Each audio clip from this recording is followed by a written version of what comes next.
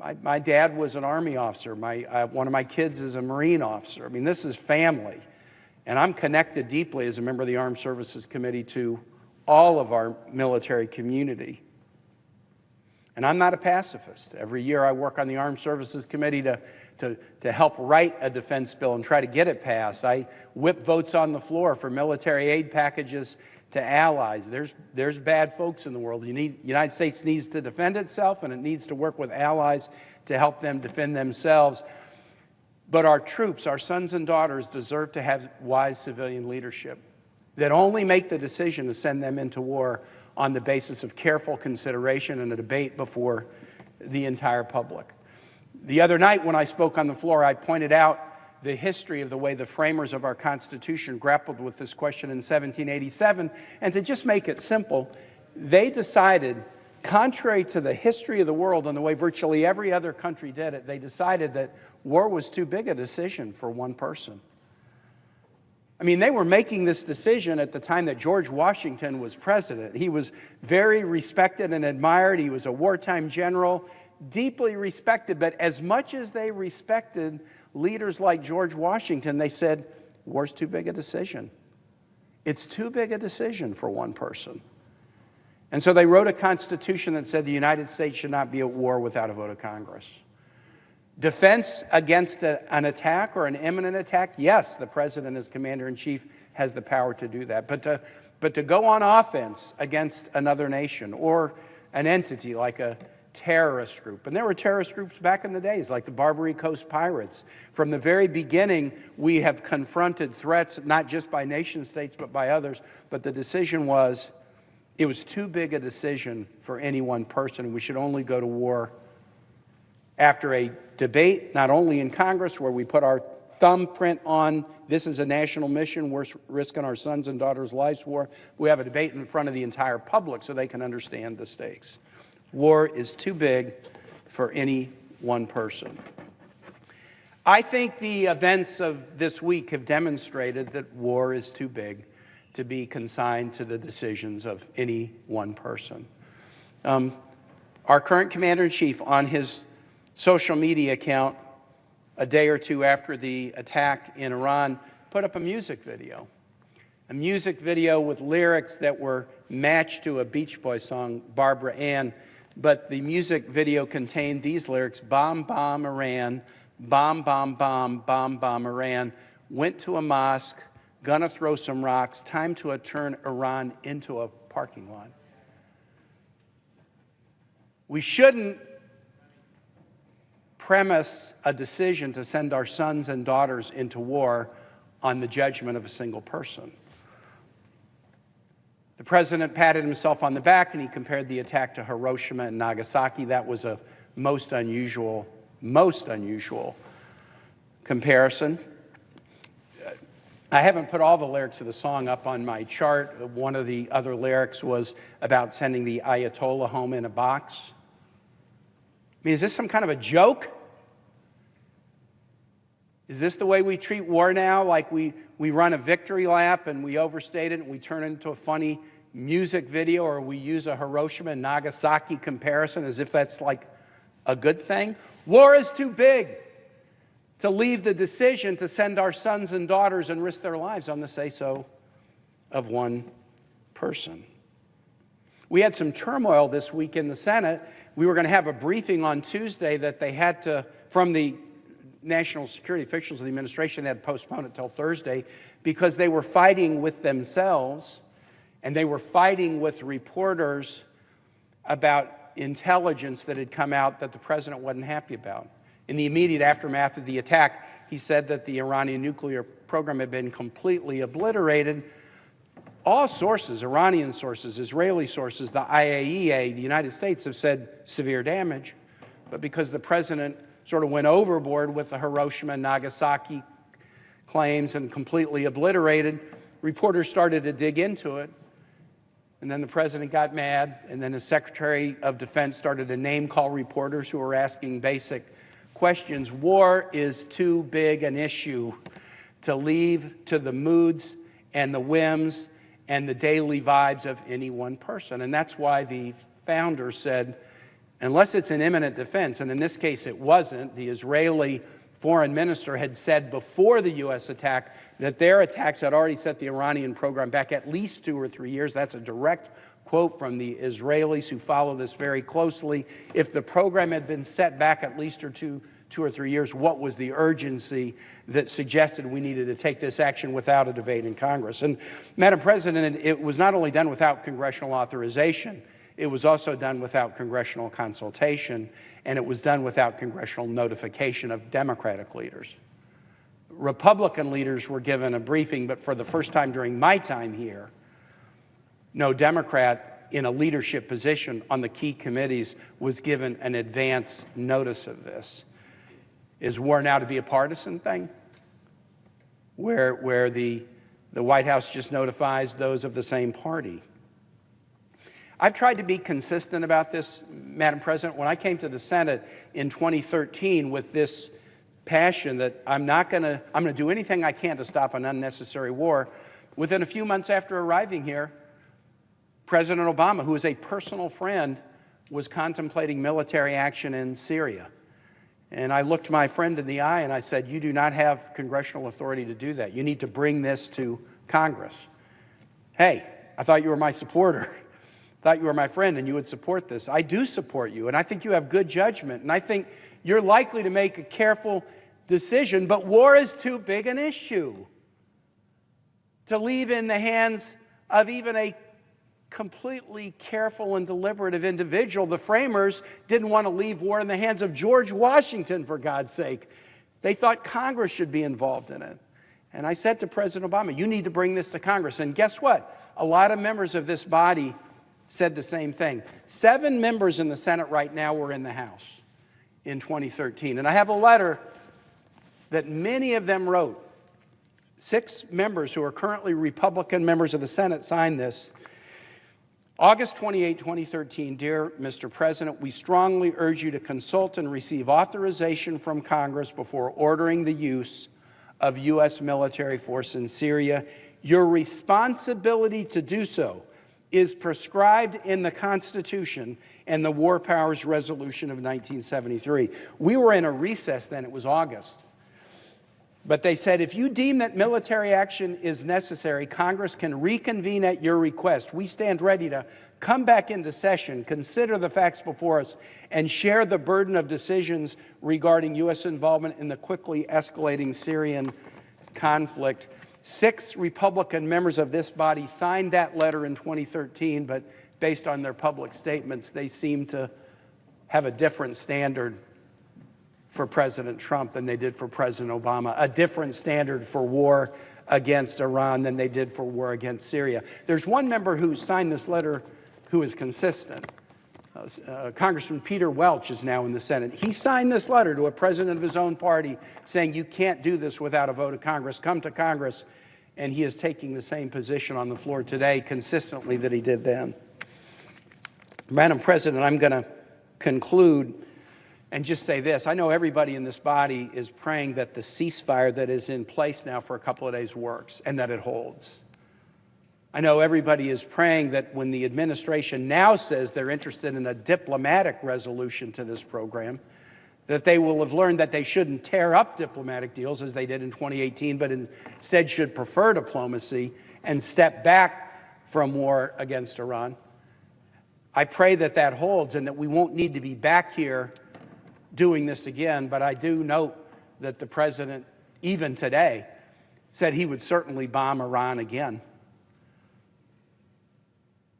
I'm hoping, I'm realistic, but I'm hoping that members of this body will stand up for the Constitution, will stand up for the proposition that war is too big to be decided by one person, will stand up for the principles that they articulated pretty clearly when it came to President Obama thinking about taking war into Syria. At that moment, when we urged President Obama to do that, he didn't use military force. He did bring it to Congress. We had a debate in the Foreign Relations Committee. We passed an authorization, and in that debate, Syria stepped forward and said they would give up their chemical weapons program. Diplomacy achieved a result, just as diplomacy achieved a more effective control of the Iranian nuclear program, even than the bombs that we dropped last Saturday until it was torn up.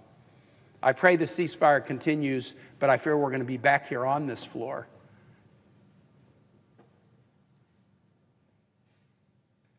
And I hope when we are on this floor again, members of this body will stand for the proposition that has been part of our history, that war is too big an issue to allow one person to make the decision that sends our sons and daughters into harm's way. With that, Madam President, I yield the floor.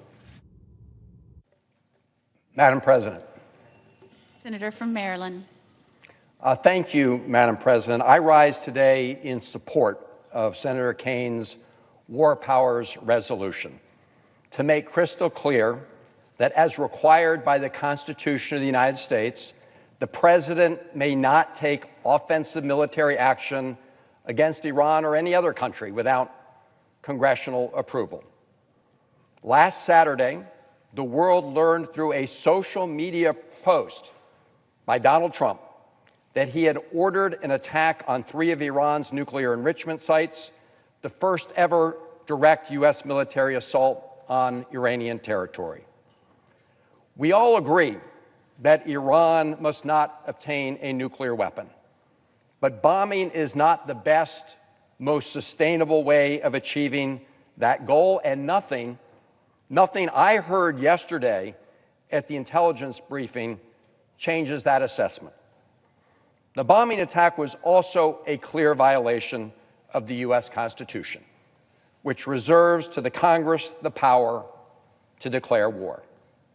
And make no mistake, initiating a bombing attack against another country is not only a matter of foreign policy, it is an act of war.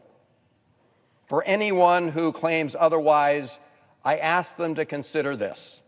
What would we have said if Iran or any other country had flown bombers over our country and struck our facilities?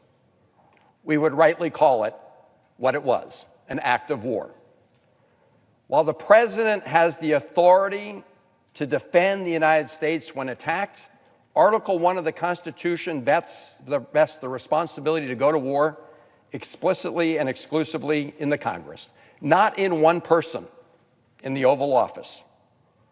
James Madison put it best in 1793 when he wrote, and I quote, "In no part of the Constitution is more wisdom to be found than in the clause which confides the question of war or peace to the legislature and not to the executive.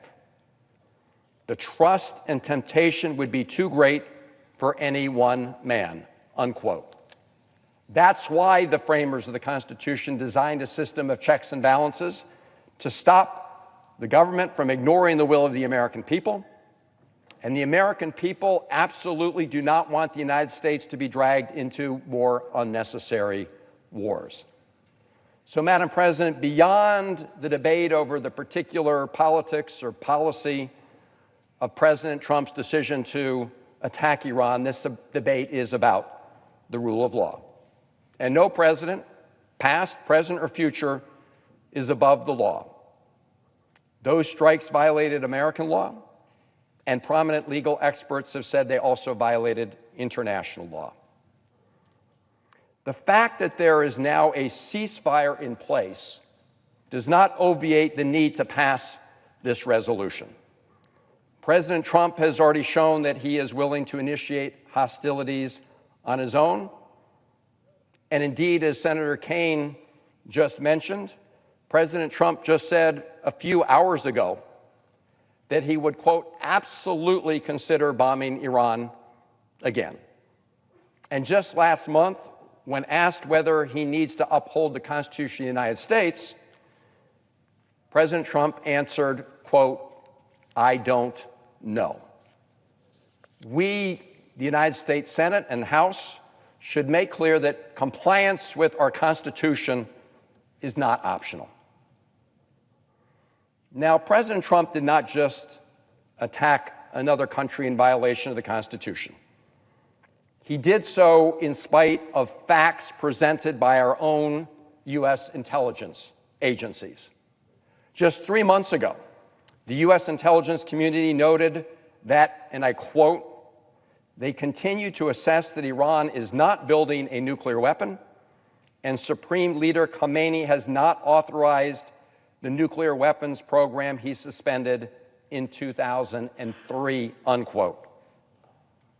That assessment has been reaffirmed year after year since at least 2007, that Iran was not producing a nuclear weapon and had not made a decision to do so.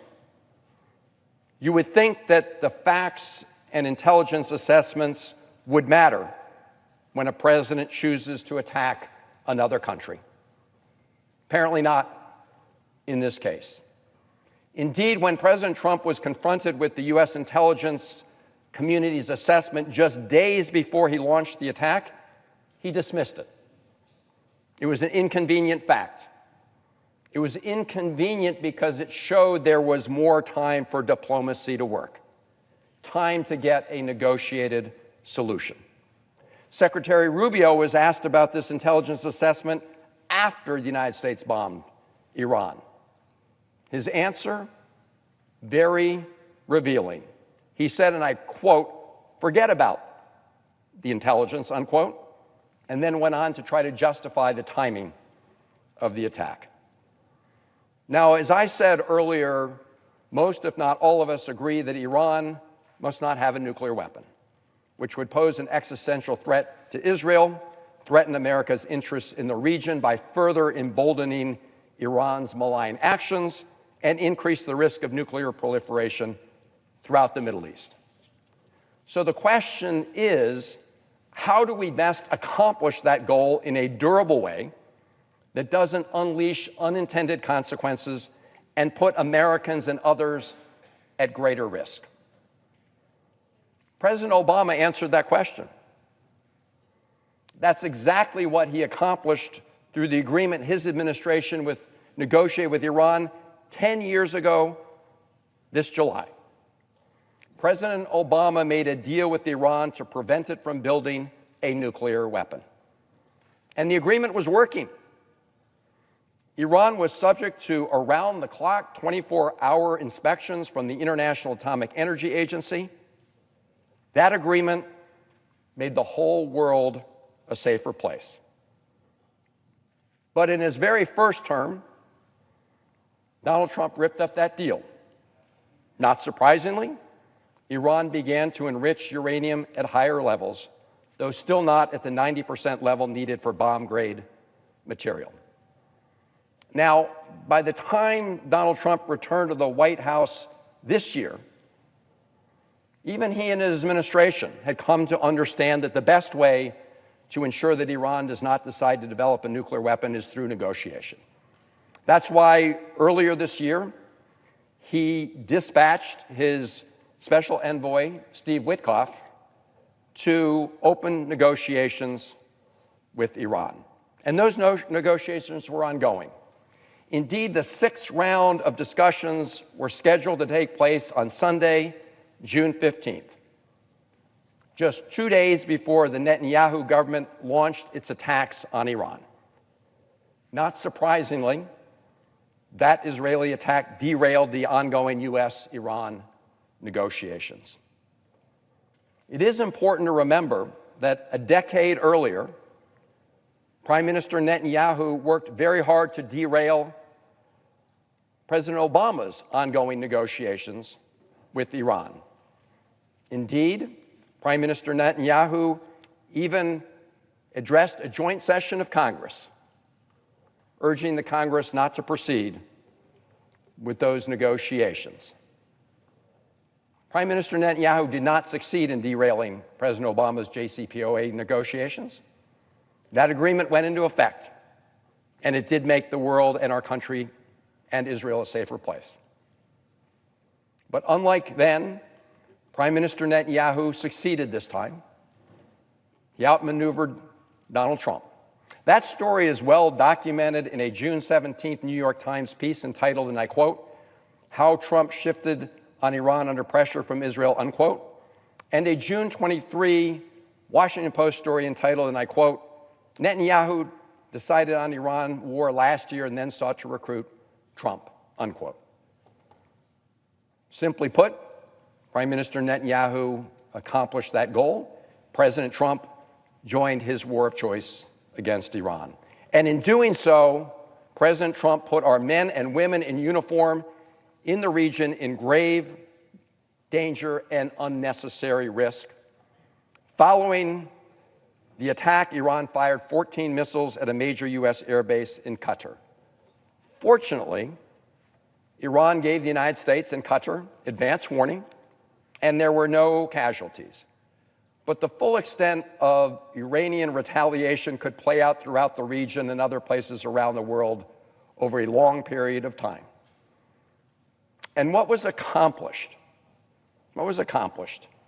To hear President Trump tell it, the Iranian nuclear program was, quote, obliterated, unquote. That is flat out untrue. Untrue. We know from public reporting that a Defense Intelligence Agency assessment found that the strikes only set back Iran's nuclear program by a few months. Whether it's a few months or somewhat longer, the point is this: the strikes did not obliterate Iran's nuclear program. Before the attacks, U.S. intelligence assessed that Iran was not building a nuclear weapon, and in the aftermath of the attacks, Iran may well change its mind and move forward. So President Trump disregarded politically inconvenient U.S. intelligence assessment when he launched the attacks, and he's now making up his own politically convenient narrative about the results. What's been particularly cowardly is the Trump administration's efforts to escape their own failures by hiding behind the amazing men and women of the U.S. military. To hear President Trump and Secretary of Defense Heskes tell it, any criticism of their decision to attack Iran is somehow a criticism of the American military. This is garbage, and they know it. Our servicemen and women performed their mission flawlessly, and they did it with courage and with resolve. It's especially rich to see Donald Trump, who so often insulted and belittled our military heroes, now try to hide his own failings behind them. So let's be clear. While we owe our service members our debt of gratitude, we do not owe that debt of gratitude to President Trump or members of his cabinet for their decisions or for their current efforts to manipulate the narrative about the results of the attack. I have to say, as my colleague Senator Kaine mentioned, that the spectacle of President Trump and Secretary Hesketh berating the press for questioning their claims that the Iranian nuclear program had been, quote, obliterated only reveals their manic desperation to hide the truth. Remember when President George Bush declared with respect to Iraq, mission accomplished? What President Trump and Secretary Hesketh are communicating is that it's somehow treasonous to ask about intelligence reporting that casts doubts on their claims. This is not only an effort to intimidate and silence the press, it also sends a terrible message to all the intelligence analysts in the U.S. government. It says that anybody who presents facts that don't fit President Trump's political narrative is trying to, as Secretary Hesketh said, make the president look bad, or undermining the success of our pilots, or trying to manipulate the public mind. That's ridiculous. We've already seen, Madam President, the dangers of manipulating intelligence to fit the president's narrative rather than fidelity to the facts. The United States went to war in Iraq under false pretenses. Remember when the Bush administration told America that Iraq was developing weapons of mass destruction? Remember when Vice President Cheney warned in March 2003 that, quote, if there's a mushroom cloud in New York, you will know that Saddam Hussein is behind it, unquote. And of course, there were no weapons of mass destruction in Iraq. So false intelligence and false narratives that fan the flames of unnecessary wars cost us dearly. The Iraq War cost the lives of over 4,000 American soldiers, hundreds of billions of dollars of American taxpayer money. The war upended the region, killed hundreds of thousands of Iraqi civilians, strengthened Iran, and unleashed ISIS on the world. It was the worst U.S. foreign policy blunder in a generation. Madam President, the Trump administration has now created a culture of fear and retribution throughout the federal government. We've already seen patriotic federal employees be fired for telling the truth. Whistleblower just filed a complaint the other day. He'd been at the Justice Department. He said, "I didn't sign up to lie." So the real challenge is this. The president has not obliterated the Iran nuclear program, but he is doing everything he can to obliterate the credibility of the U.S. intelligence community so he can invent his own reality without contradiction. That's why it's more important than ever that Congress stand up for the Constitution and insist that the president cannot initiate hostilities without approval from Congress. That's what this resolution asks. It asks, do you support the Constitution and the role it gives the Congress to declare war? Do you believe that the people's representatives should have a voice in whether American lives, and specifically the lives of our nation's armed forces, are put at grave risk? We owe it to our troops, we owe it to the American people to ensure that no president, not this president or any other, can unilaterally commit our nation to go to war. The Constitution does entrust that responsibility to us. Let's not abdicate it. Colleagues, I urge you to vote yes on the Kaine War Powers resolution, and I yield the floor.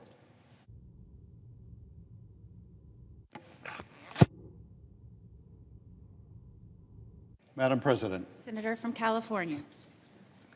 I rise today in support of Senator Kaine's resolution for the simple and compelling reason that it upholds our constitutional duty. Regardless of what people may think of the military's execution of its mission last weekend, and our service members performed with courage, with professionalism, with extraordinary precision, or their views of its effectiveness, and I hope and pray the mission was effective. Iran is a malevolent regime. It is the paramount sponsor of terrorism in the world, and it must never be allowed to obtain the bomb.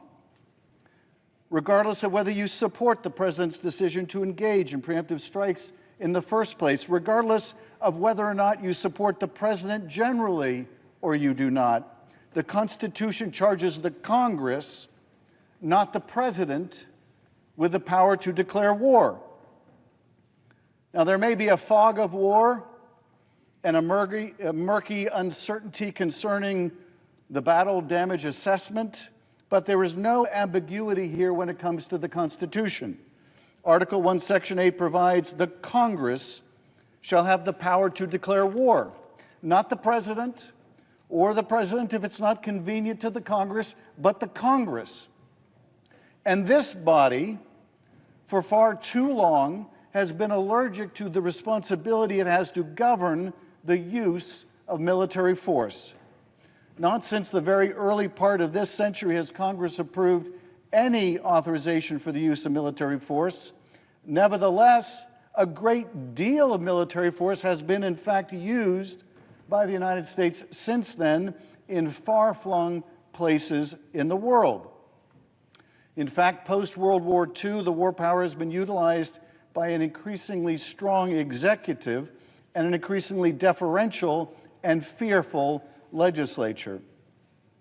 Now, during the last several weeks, it has been apparent to anyone watching that the conflict in the Middle East had the potential to draw in the United States of America. When missiles began striking Tehran and Tel Aviv, when the President of the United States, with signature bombast, began to telegraph the possibility that we would enter the fray, when countless American families were forced to consider whether their children would be the next to bear the burden and carry the sacrifices of another potentially endless war in the Middle East. And so, with those families and our service members in mind, Senator Kaine introduced this resolution to ensure that the President did not risk committing the United States to yet another open-ended conflict in the region without a debate in Congress and a decision by Congress as to whether the country should go down that dangerous road. Now, at that time, many senators, myself included, pushed for an intelligence briefing from the administration. We had significant questions we needed answered. Had Iran made the decision to build a bomb? Had Iran begun the process of building the mechanism of a bomb? Was there an imminent threat to the United States or our forces? What were the threats to U.S. personnel and facilities in the region should Iran respond? How might Iran and its proxies escalate and harm U.S. interests, not only in the region, but here at home and other parts of the world?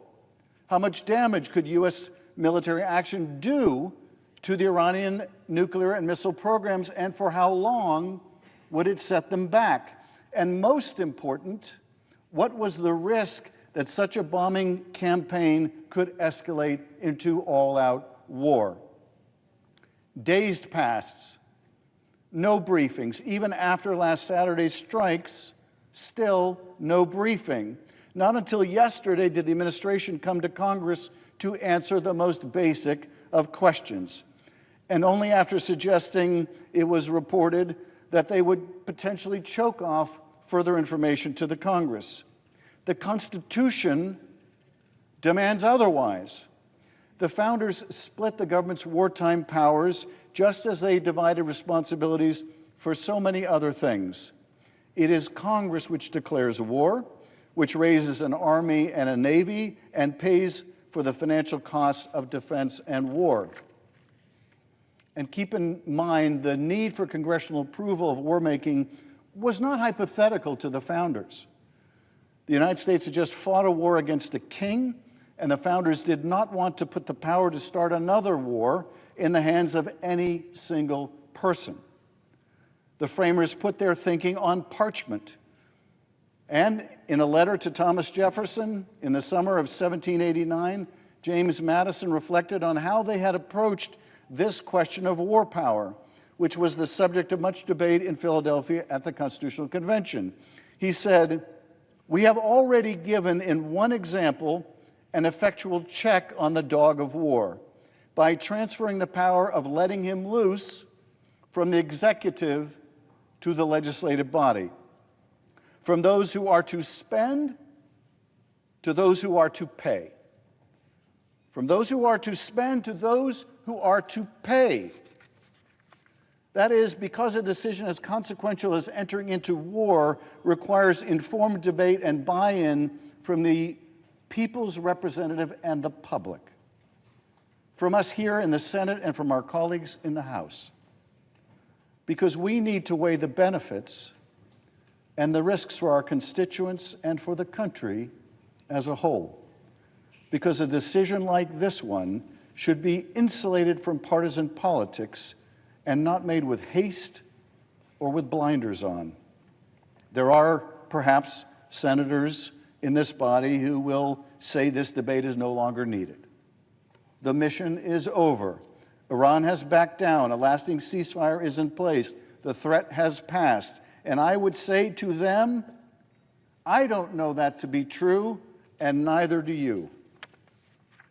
And on behalf of all those who could and would pay, we should not allow this great and solemn power to make war to be usurped any longer. The only way for us to know whether the United States might be drawn into a broader conflict is if we exercise our authority to prevent it, or to determine that the Congress wants to affirmatively provide a president with the authorization to use force. So I am a yes on this resolution. And if the Senate votes to bring this resolution before the body, which I hope it will see the wisdom of doing, I will move an amendment that I have filed with Senators Kim and Kaine that I would hope would receive all of our support. Our amendment makes clear what is implicit in Senator Kane's resolution already, and that is that terminating the use of U.S. armed forces against Iran does not affect the ability of the United States to defend itself, to share intelligence with Israel or our other partner nations, or to assist them in taking defensive measures to protect themselves from an attack by Iran or its proxies. Our intent in this amendment is to make it crystal clear that calling up and passing this resolution would in no way restrict the United States' ability to defend itself or our partners. And with that question settled, we should be able to turn to the real need for this debate. Should this Congress continue to abdicate our constitutional duty to an administration that at every turn has deemed us irrelevant? An administration that for too long deferred its obligation to brief Congress and has reportedly threatened to take steps to choke off the amount of information we have and need to assess the impact and the consequences of unilateral military action. An administration that openly disdains and threatens a free press, ignoring the fact that our fourth estate exists to ask questions for the people, even if those questions are uncomfortable, especially when those questions are uncomfortable, and shine a light on the places where tyranny and despotism can grow and foster and fester. Because here's the bottom line. Article 1, Section 8 says, the Congress shall have the power to declare war. And every American should know that Congress is not giving up on its most basic constitutional right to debate and determine whether U.S. forces undertake further operations, offensive operations, against the Iranian regime or any other. This resolution, with my amendment, would give senators confidence that a vote on that question will in no way put American troops or our allies at increased risk, and the underlying resolution would give the American people the confidence of knowing that they will not be dragged into another war without their consent. There must be a check on the dogs of war. There must be a voice for those who will pay the costs of going to war.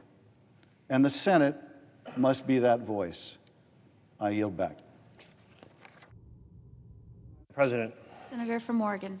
I greatly appreciate the comments from my colleague from California, and particularly appreciate that my colleague from Virginia, Senator Kane, has proposed this War Powers Resolution, a resolution that reaffirms a basic principle: the decisions of war and peace belong, under our Constitution, to Congress, not to the President.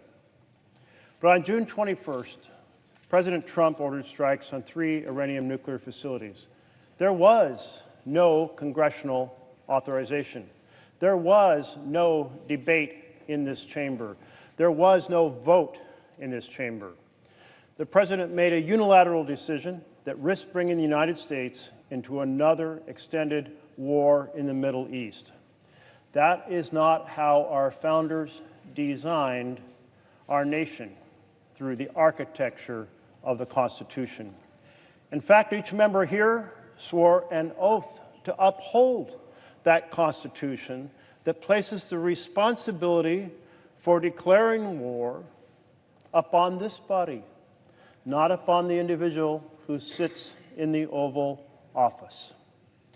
To be sure, the President as Commander-in-Chief has the responsibility to protect the nation from an imminent threat. But in this case, there was not an imminent threat. First, according to our own intelligence, Iran was not pursuing a nuclear weapon. Second, even though Iran possessed a significant amount of 60% enriched uranium, more than the 3 to 5% that is utilized for civilian energy, it was still not enriched to the level to build a bomb. And it would have had to only be enriched to 90%. It would have had been converted into metallic form. It would then have to have been arranged with an extensive system of explosives that compress it in order to start a chain reaction. That is a very difficult engineering feat. Third, prior to the U.S. strikes, Israel's foreign minister said Israel's attacks had already set back Iran's nuclear weapon program for at least 2 to 3 years. So let's be clear. The threat was not imminent.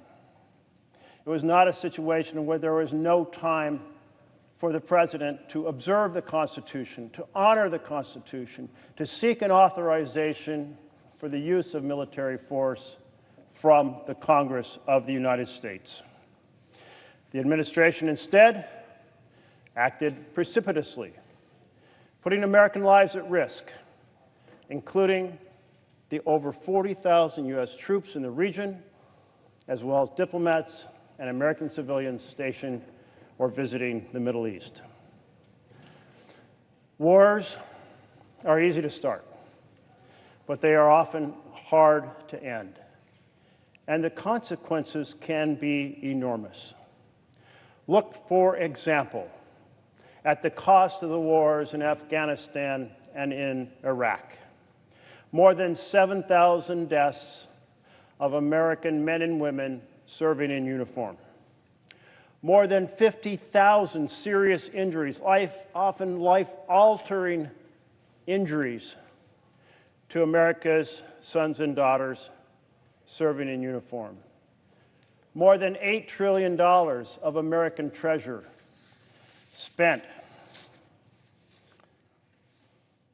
That is why the founders said the consequences of conflict, of entering into war, are so significant. They must never be entrusted to a single person, not even the person who sits in the Oval Office. That's why they wrote the Constitution, placing the responsibility for that here, where it can be wrestled with, where it can be debated, where different perspectives can be brought to bear, where experts can be interviewed, and all can be taken into account in making such an important decision for our nation. From where we are right now, two things need to happen. First, Congress needs to reassert its constitutional authority over matters of war and peace. Second, we need to double down on diplomacy to secure a lasting peace. And a lasting peace includes at least 3 elements. Iran does not develop a nuclear weapon. Second, Iran stops funding militias across the region. And third, Iran's economy is freed up to prosper. Those are the 3 elements that need to be addressed. Let me begin first by addressing in some greater detail Congress's need to reassert its constitutional authority.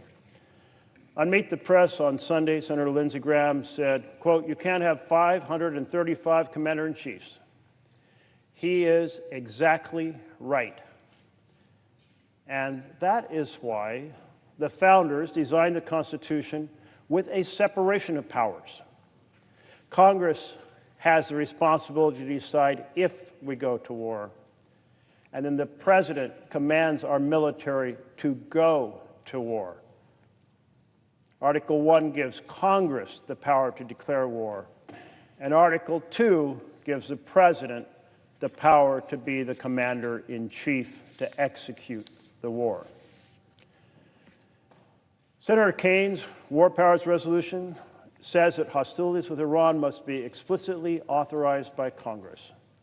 But that does not in any way prevent the U.S. from defending itself from an imminent attack, should that need arise.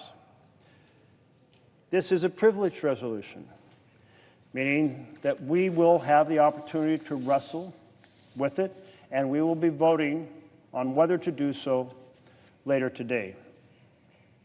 This resolution is urgently needed. We are already in the throes of a slide into an authoritarian state. Our president has been ignoring the Constitution or violating the Constitution by violating the rule of law that applies to the executive branch, by ignoring or suppressing or circumventing due process, the very issue that protects all of us from an overbearing executive. In fact, it is the defender of our freedom. Third, stiff-arming the courts. And fourth, seizing Congress's power of the purse. And then this week, it was reported that Trump will limit intelligence sharing with Congress. Another brazen attempt to centralize powers in the executive in a strongman presidency. With this resolution, Senator Kane's resolution, Congress can reassert its constitutional authority as a co-equal branch of government, can stop this president from seizing even more dangerously unaccountable power. In addition to Congress taking this act, there is an urgent need for diplomacy in order to secure a lasting peace in the Middle East. That lasting peace includes the three elements that I mentioned: that Iran does not have a path to developing a nuclear weapon, that it stops funding militias across the region, and that Iran's economy is freed up to prosper. They can re-enter international commerce. It's already clear that diplomacy is not just essential, but that it is effective. In 2015, the United States helped negotiate the Joint Comprehensive Plan of Action, better known as the Iran nuclear deal, which blocked all paths for Iran to acquire a nuclear weapon. It blocked the plutonium path. It blocked the uranium path. It blocked the covert path. That deal was so important for global security that it involved the United States, Russia, China, the United Kingdom, and France, all working together to create that framework in partnership with Iran. And Iran accepted massive inspections and oversight from the International Atomic Energy Agency to make sure that you not only had an act of trust, but lots of acts of verification. The deal worked.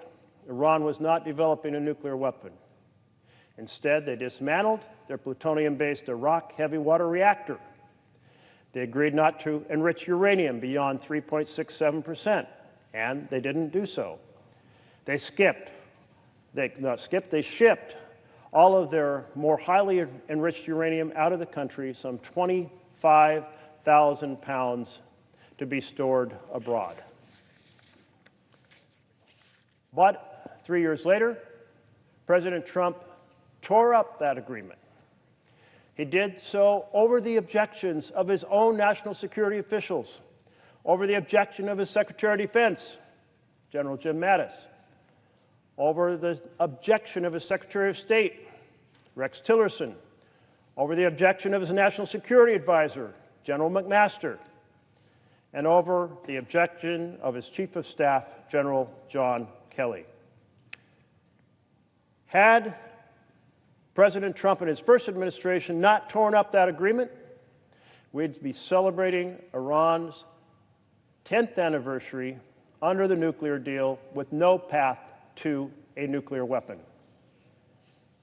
By ripping up the Iran nuclear deal, Trump opened the pathway for Iran to enrich beyond 3.67%, leading to the concerns that prompted Israel to attack Iran's nuclear facilities and that led Prime Minister Netanyahu to ask President Trump to use our planes and our abilities to bomb Isfahan, Natanz, and Fordow. To create an enduring agreement now that stops Iran from having a path to a nuclear weapon, restrictions like those that were in the Iran nuclear deal back in 2015 have to be recreated. And in fact, we've learned over the last few days how diplomats from President Trump's team have been working on this. We're in conversations with Iran before Israel's attack to create such an arrangement. And in fact, continued some of those conversations even as bombs we're dropping. We have to succeed to put in place a permanent, detailed, enforceable plan for peace, which Iran agrees to, that stops funding for militias outside Iran and blocks all those paths to a nuclear weapon. Colleagues, we wouldn't be here today discussing this if President Trump hadn't torn up the first agreement that was working against the advice of his entire foreign affairs and security staff. That's what happens when you scoff at diplomacy, diplomacy that works, agreements that work, and unleash events in the world that lead to circumstances that realize themselves this year in 2025. The decision to strike Iran without authorization from Congress was wrong because there wasn't the imminent threat, and thus there was time to go through the process of seeking authorization for the use of military force necessitated by our Constitution. Wars are easy to start, but they are hard to end. And that's why the founders wanted us to debate them before the American people. We must reassert Congress's congressional authority. We must double down on diplomacy to secure long-term peace. We cannot allow our service members in uniform to be sent to war if we are not even willing to debate and vote on that war. I urge my colleagues to support this resolution. Thank you, Madam President.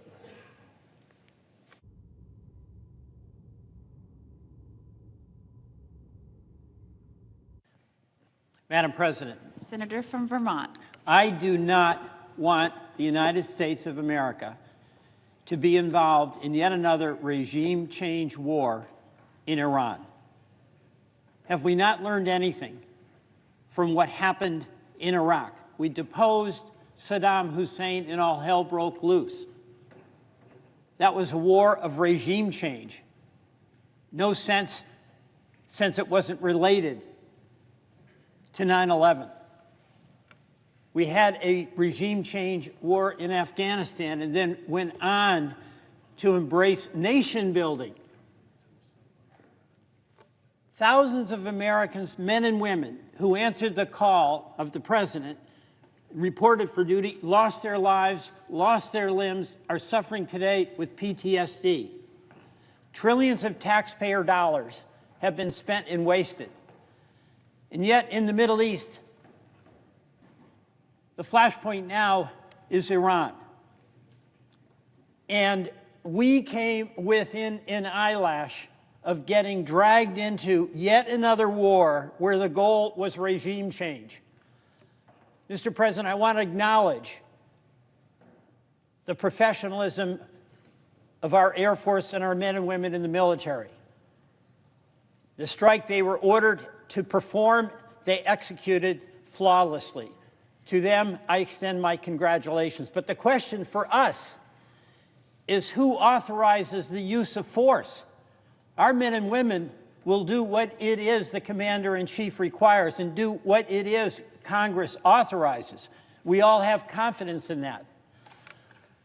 But this was a wake-up call for us because we came within an eyelash of being in a conflict where the goal would have been the Netanyahu goal of regime change. And what we did in this action with the president's decision to send our bombers in at the request of Netanyahu was essentially put in the hands of the Iranian government the question of how far this war would go. Would they turn the other cheek, which is essentially what they did, or would they retaliate in a way, as President Trump said, that he would rain hellfire on them and have us in a war? The point here of the Kane resolution is that if this country is going to make that decision, it must be Congress that authorizes that decision. It must be Congress that has the debate about what are the national security concerns, what are the costs, and what are the benefits.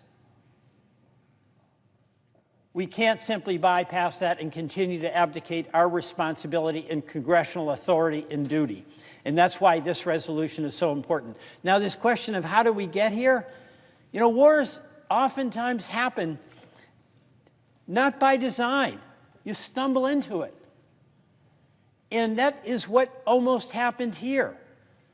We do not want a nuclear Iran. There's nobody in this United States Senate that wants a nuclear Iran. Russia doesn't want a nuclear Iran. China doesn't want a nuclear Iran. And our presidents, bipartisan, have worked hard to make certain that Iran didn't have it. And the Obama agreement was working. After President Trump was not President Trump, he challenged the agreement. When he got elected, he tore it up. But he saw at some point the wisdom of diplomacy. And he was engaged in active negotiations about a non-nuclear Iran and was making progress on those. That was objected to by Prime Minister Netanyahu. He was against the JCPOA that Obama was negotiating, and actually, as a foreign leader, came to this United States Congress and gave a speech in conflict with the commander-in-chief of the United States, where he lobbied in this Capitol against entering into an agreement that ultimately made us more secure. That determination on his part continues. And the biggest act of sabotage to the Trump negotiations on a nuclear agreement was the bombing campaign that Netanyahu did that sabotaged those talks. Now, again, I say congratulations to our men and women in uniform who, when they were ordered by the president to do the strike on the nuclear facilities, did it and did it well. But we should not at all discount how precarious that situation was for our country. It was a result of a decision by Iran to turn the other cheek, to disregard the attacks, and basically not escalate. And I'm so glad they did. And the president showed temperance there himself. But we can't be putting ourselves in a position where our future, and whether we do get in a war, is based on actions of other people, particularly folks who run Iran. So if we are going to protect the national security, if we are going to protect the men and women of this country who will always respond to the call of the commander-in-chief, that's what makes them such wonderful patriots. They cede the authority to make a decision about whether they are put in harm's way to the men and women who serve in the Congress of the United States and the commander-in-chief. That's a profound responsibility that each of us has to debate the question of whether we should commit this country to war. So this resolution is absolutely vital. Vital to the well-being of this country, to the humility that is required of a country before it makes the ultimate decision to ask the men and women who are citizens of our country to potentially sacrifice their lives for the well-being of this country. Mr. President, I urge my colleagues to support the Kane resolution. I yield back. Mr. President. Senator from Kentucky. The Constitution is clear. Congress, not the President, has the authority to declare war. The founders were unanimous in proclaiming that the power to declare war belonged exclusively to Congress. James Madison, the father of the Constitution, said that the executive branch was the branch most prone to war. Therefore, the Constitution, with studied care, vested that power in the legislature.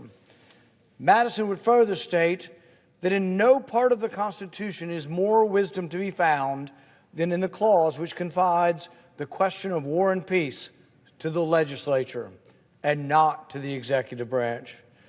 Hamilton, who didn't always agree with Madison or Jefferson, wrote that the legislature can alone declare war, can alone transfer the nation from a state of peace to a state of war, and if the legislature has a right to make war on one hand, it is on the other hand the duty of the executive to preserve peace till war is declared. Madison and Hamilton had very different visions of executive power, yet they both agreed that it was vitally important to entrust the power to declare war to Congress, not the executive branch. George Washington remarked that the Constitution vests the power of declaring war with Congress.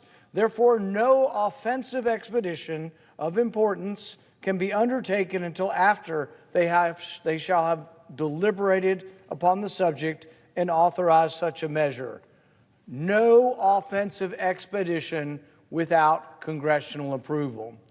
St. George Tucker, a Revolutionary War era law professor, wrote in 1803 of how our Constitution diverged from the English tradition. He wrote, "In England, the right of making war is in the king. With us, the representatives of the people have the right to decide this important question. It is without question that Congress neither deliberated nor authorized the recent offensive military action against Iran. Each of us has taken an oath to uphold the Constitution. Deferring the decision as to when, where, and why the country goes to the war to any president is a dereliction of duty on the part of Congress. To commit America's military to fight wars on behalf of the nation is the most consequential and humbling responsibility that Congress is entrusted with. If we are to ask our young men and women to fight and potentially give their lives, then we in this body can at least muster the courage to debate if American military intervention is warranted." Washington's record of involvement in the greater Middle East is particularly abysmal, with dozens of campaigns costing thousands of American lives and trillions of dollars. Afghanistan, Iraq, Syria, Lebanon, Pakistan, Yemen, Sudan, Somalia, and now Iran, all countries in the region that the U.S. has bombed or is bombing. In each case, the hawks in Washington were adamant that the U.S. military intervention would lead to a glorious future and a great peace. Instead, after tragically losing thousands of lives and trillions of dollars, the U.S. is not in a better strategic position thanks to our interventions. After September 11th, a generation of brave Americans answered the call to serve, many enduring multiple deployments in the region. Some 7,000 U.S. service members paid the ultimate sacrifice in the war on terror. Tens of thousands more carry with them the scars of war, living with missing limbs, shrapnel, nerve damage, brain injuries, burns, scars. Some live with paralysis and are confined to wheelchairs. The mental wounds of war are also present, as we remember the more than 30,000 veterans who have committed suicide since Washington's misguided project to remake the Middle East. While our soldiers carry out their missions with honor, the Washington establishment consistently fails them. In almost all cases, our interventions were counterproductive, making us less safe and less prosperous. As the initial jubilation wears off from those who clamor for war, the regional situation remains precarious, and American service members remain in danger. Many advocates for war, giving voice to their real feelings, have loudly opposed the current ceasefire. Those arguing against a ceasefire give a callous testimony, insensitive to the cruelties of war. Some 40,000 U.S. troops are scattered throughout the Middle East as we speak, some on large established bases, others on isolated outposts. It is impossible to ensure all these locations have adequate air and missile defense capabilities.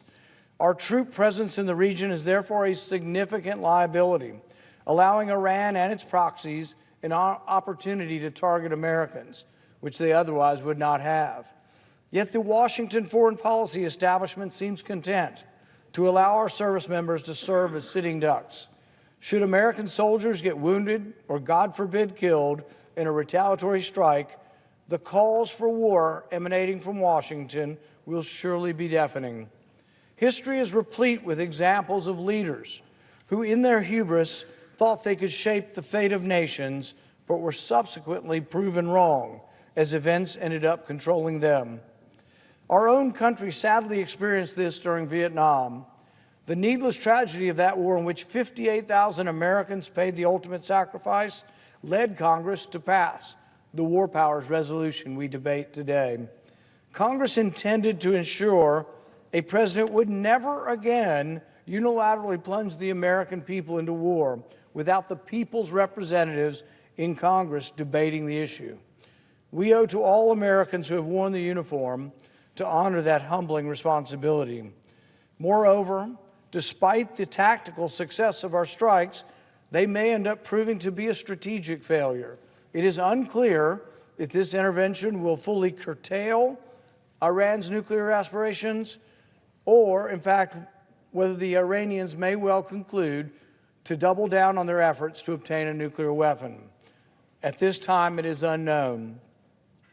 The lesson Tehran and other unsavory regimes around the world may learn is that the only way to deter a strike is to maintain a nuclear deterrent. Pandora's box has been opened, and the consequences remain to be seen. Congress must now focus its efforts on de-escalation and preventing the call for regime change, the consequences of which, if applied to Iran, risk the total destabilization of the Middle East. The American people are sick and tired of sending their children to fight and die in war zones on the other side of the world with no tangible U.S. interest at stake. Abdicating our constitutional responsibility by allowing the executive branch to unilaterally introduce U.S. troops into wars is an affront to the Constitution and to the American people. Today's vote offers every member of this body an opportunity to stand up for the Constitution, to stand up for American service members, and to stand up for America's strategic interests. I will vote in support of this resolution and urge my colleagues to do so as well.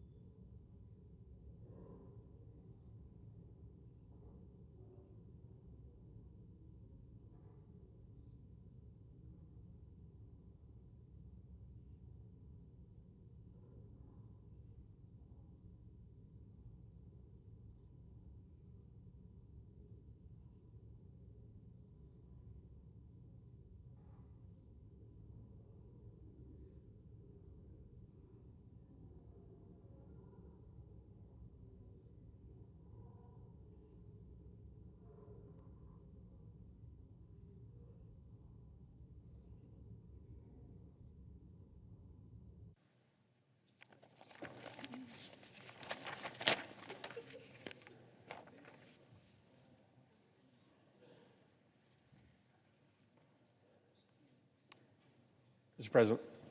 Senator from Connecticut. We have a quorum call. We are not. Thank you, Mr. President. Mr. President, in a 1793 letter to William Cabell Reeves, James Madison said this. He said, "In no part of the Constitution is more wisdom to be found than in the clause which confides the question of war or peace to the legislature and not to the executive department."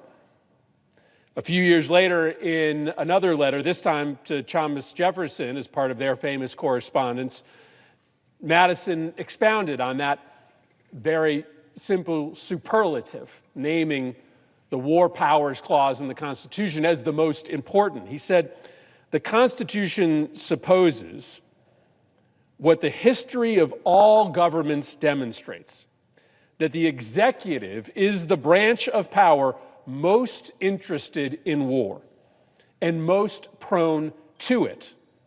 It has accordingly, with studied care, vested the question of war in the legislature."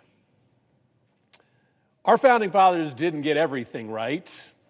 They didn't see ahead of time that this chamber would be divided in two, Republicans on one side, Democrats on the other side, but they knew, having watched the course of human history, that executives, in their day, mostly all monarchs and kings, had all sorts of reason to drag their nation into war. Power often came from war.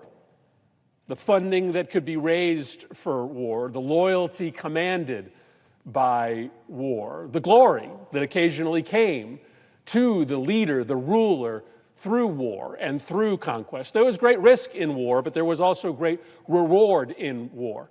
And there was far too much of it in the era in which our Constitution was being formed. The purpose of the founders was to give the American people a voice in government, a revolutionary idea at the time, but it was also to order our government in a way that war would become less likely, would become less frequent. They imagined a world, this new America, in which peace would be the rule, not war, as it was at the time for the citizens of Europe who lived under the rule of kings, prone to war, incentivized to war, as James Madison wrote to Thomas Jefferson. And so this part of the Constitution, with more wisdom in it than any other part of the Constitution, according to James Madison, is this section of our founding document that says it is not up to the ruler, it is not up to the executive branch, it is up to the branch of government most connected to the people to decide whether we go to war, to require that there be a debate, a conversation that involves everyone in this nation, that requires, that necessitates a collective decision as to whether to put the brave soldiers of this country and the collective security of the nation at risk. And so we are here today because we still find wisdom in that clause of the Constitution. We still see great risk in moving into a world, which we are quickly moving to, in which that clause that James Madison named as the supreme clause of the Constitution is dead letter, is dead letter. And that is the risk, because there are very few wars that are so planned, so far in advance,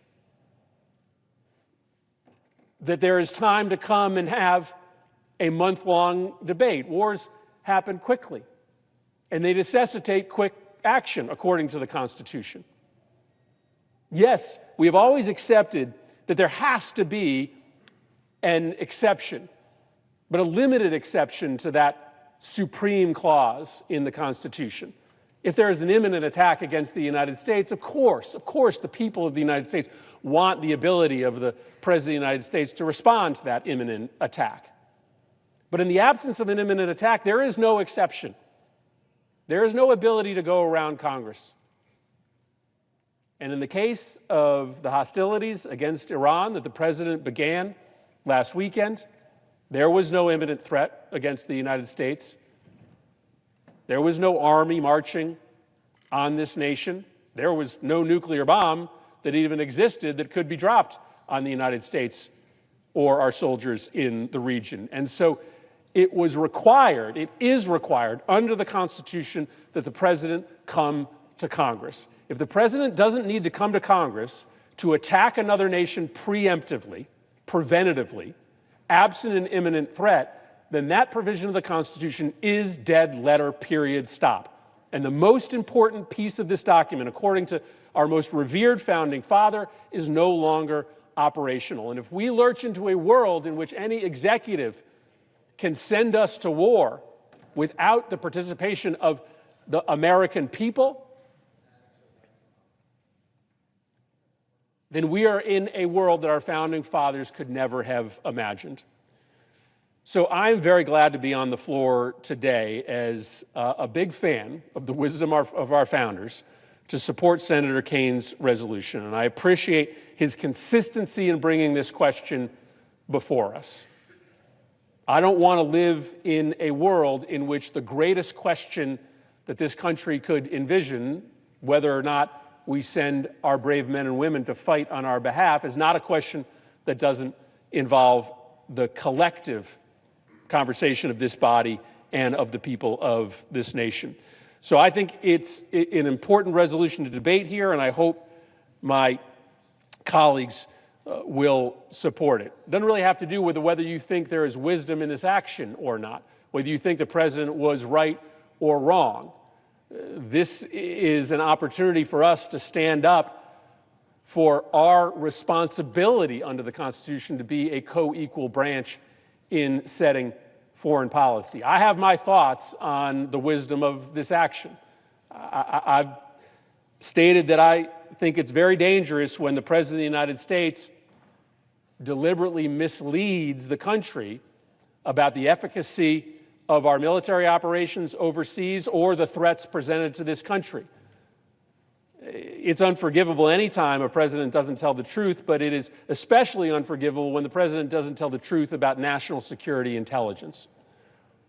I know my colleagues here come to different conclusions, but if the reporting is correct that Iran, even after these strikes, still has centrifuges and still has enriched uranium and still has scientists who know how to put those things together, then it just is not true that the program has been obliterated. That is a program that can be reconstituted in a relatively short amount of time because, of course, knowledge is not able to be destroyed by bombs. The only way that you are going to make this country and this world safe from Iran's nuclear weapons ambitions, and they have them, is diplomacy.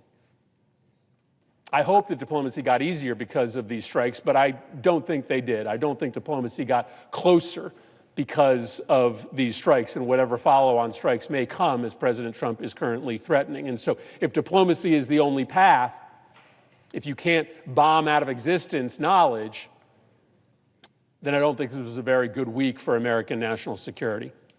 But I come to a different conclusion than many of my Republican colleagues do, even some of my Democratic colleagues. But Senator Kane's resolution is so important because that's the debate that we should be having. That's the argument that we should be having in public. That debate over the wisdom of dropping bombs in a far-off land that could put our troops at risk, that could drag us into a war, that's not a debate that the Founding Fathers thought that should take place behind closed doors at the Department of Defense, at the CIA, in the White House. That's actually the debate that they thought that this body should have, the United States Senate, that the House of Representatives should have. And that's the chance that we have today to bring that debate out of the shadows, out of the secret, to the place where the Founding Fathers thought it should exist. And that's why I urge my colleagues to support Senator Kane's resolution. I yield the floor.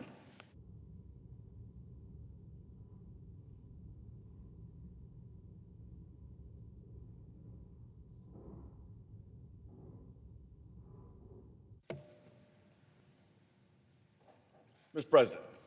Senator from Tennessee. Thank you, Mr. President. President Trump's actions to address Iran's nuclear weapons program last weekend didn't start a war. They ended a war. And so I rise today to support President Trump's wisdom and leadership in decisively countering Iran's nuclear threat, and therefore to oppose this ill-conceived joint resolution. As United States Senator and former ambassador to Japan, I understand and respect the role that Congress plays in matters of war and peace. But I cannot, and I will not, support a resolution that removes the ability of the President of the United States to act decisively in defense of national interests, our allies, and our armed forces.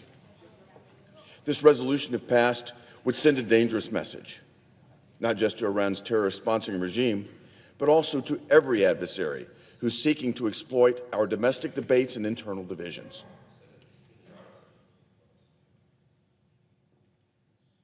This resolution would signal that America's resolve can be hamstrung by congressional hesitation at the very moment when clarity, unity, and strength are most needed. I cannot state this strongly enough.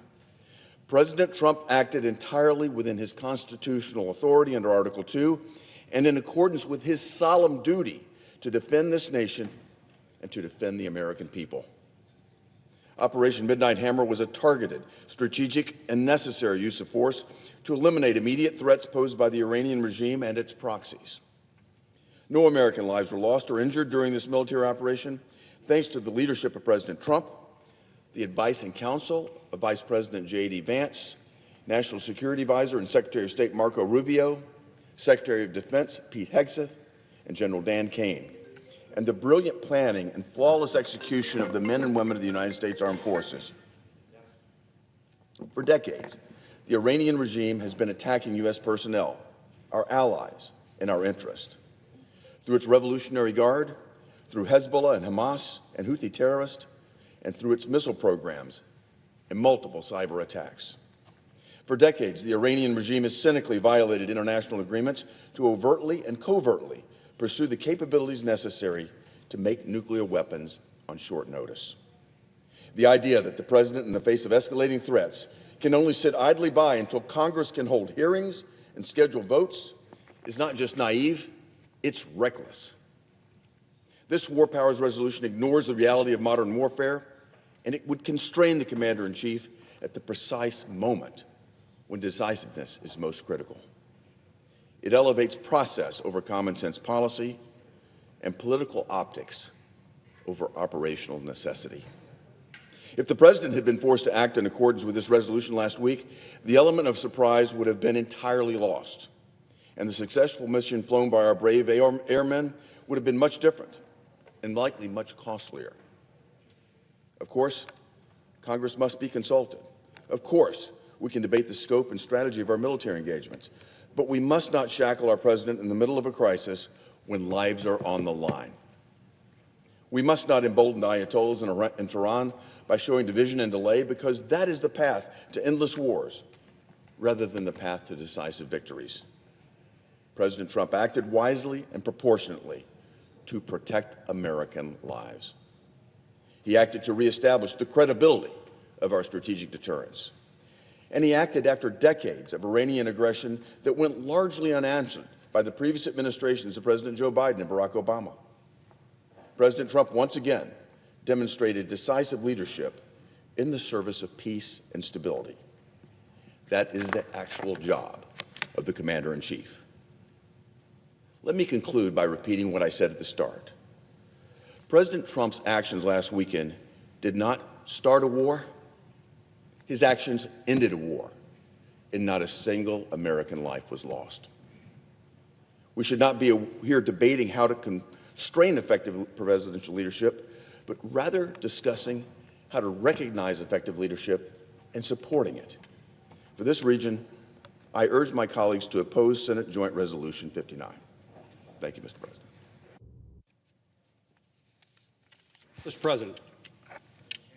Mr. President, thank you. The most significant responsibility and heavy burden a president has is the determination of when to engage the armed forces of our nation. Such decisions can both cost and save lives. This past Saturday, President Trump directed our military to respond to a growing threat that Iran could weaponize nuclear material and deliver a nuclear weapon. With escalating tensions between our ally Israel and our adversary Iran, the President made the decision to deter and delay the capabilities Iran has to deliver a nuclear weapon. What we know to date is from our intelligence sources that the President's actions were significant and successful. The United States Constitution splits the responsibility of the use of military force between legislative and executive branches. Having received a classified and thorough briefing from our military, intelligence, and diplomatic officials, I conclude that the President acted within his constitutional authorities. I welcome the return to a stricter constitutional balance of power between the branches of government. Under the circumstances of the recent actions of the President and the timing of the offering of the resolution now before the Senate, we should not adopt the resolution, which states in part, Congress hereby directs the President to terminate the use of United States armed forces for hostilities against the Islamic Republic of Iran, unless explicitly authorized by a declaration of war. With the continuing threat from Iran against Israel, the dangers to American military men and women in the region, and because of the potential for terrorist acts upon U.S. interests within and without our borders, I believe the President has the constitutional authority and responsibility to defend the United States and its interests against imminent threats. I appreciate the President's decisive action and express gratitude and respect for the men and women of the military who carried out his orders, and I support the President in his efforts to find a peaceful resolution to hostilities in the region. Mr. President, I yield the floor.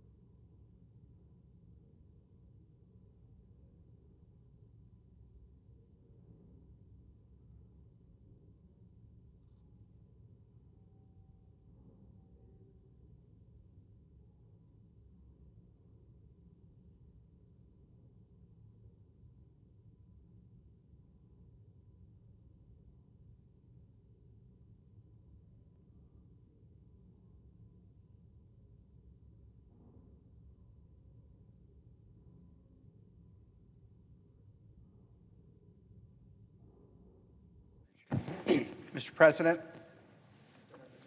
Mr. President, I ask unanimous consent that the following senators be permitted to speak prior to the scheduled vote. Senator Sanders for up to 10 minutes, Senator Graham for up to 10 minutes, Senator Risch for up to 10 minutes, Senator Kaine for up to 3 minutes, Senator Schumer for up to 3 minutes. Without objection.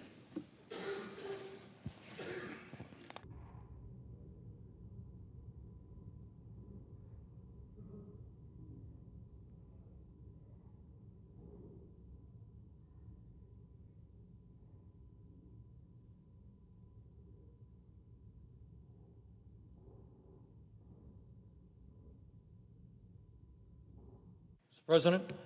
Senator from Vermont. Thank you.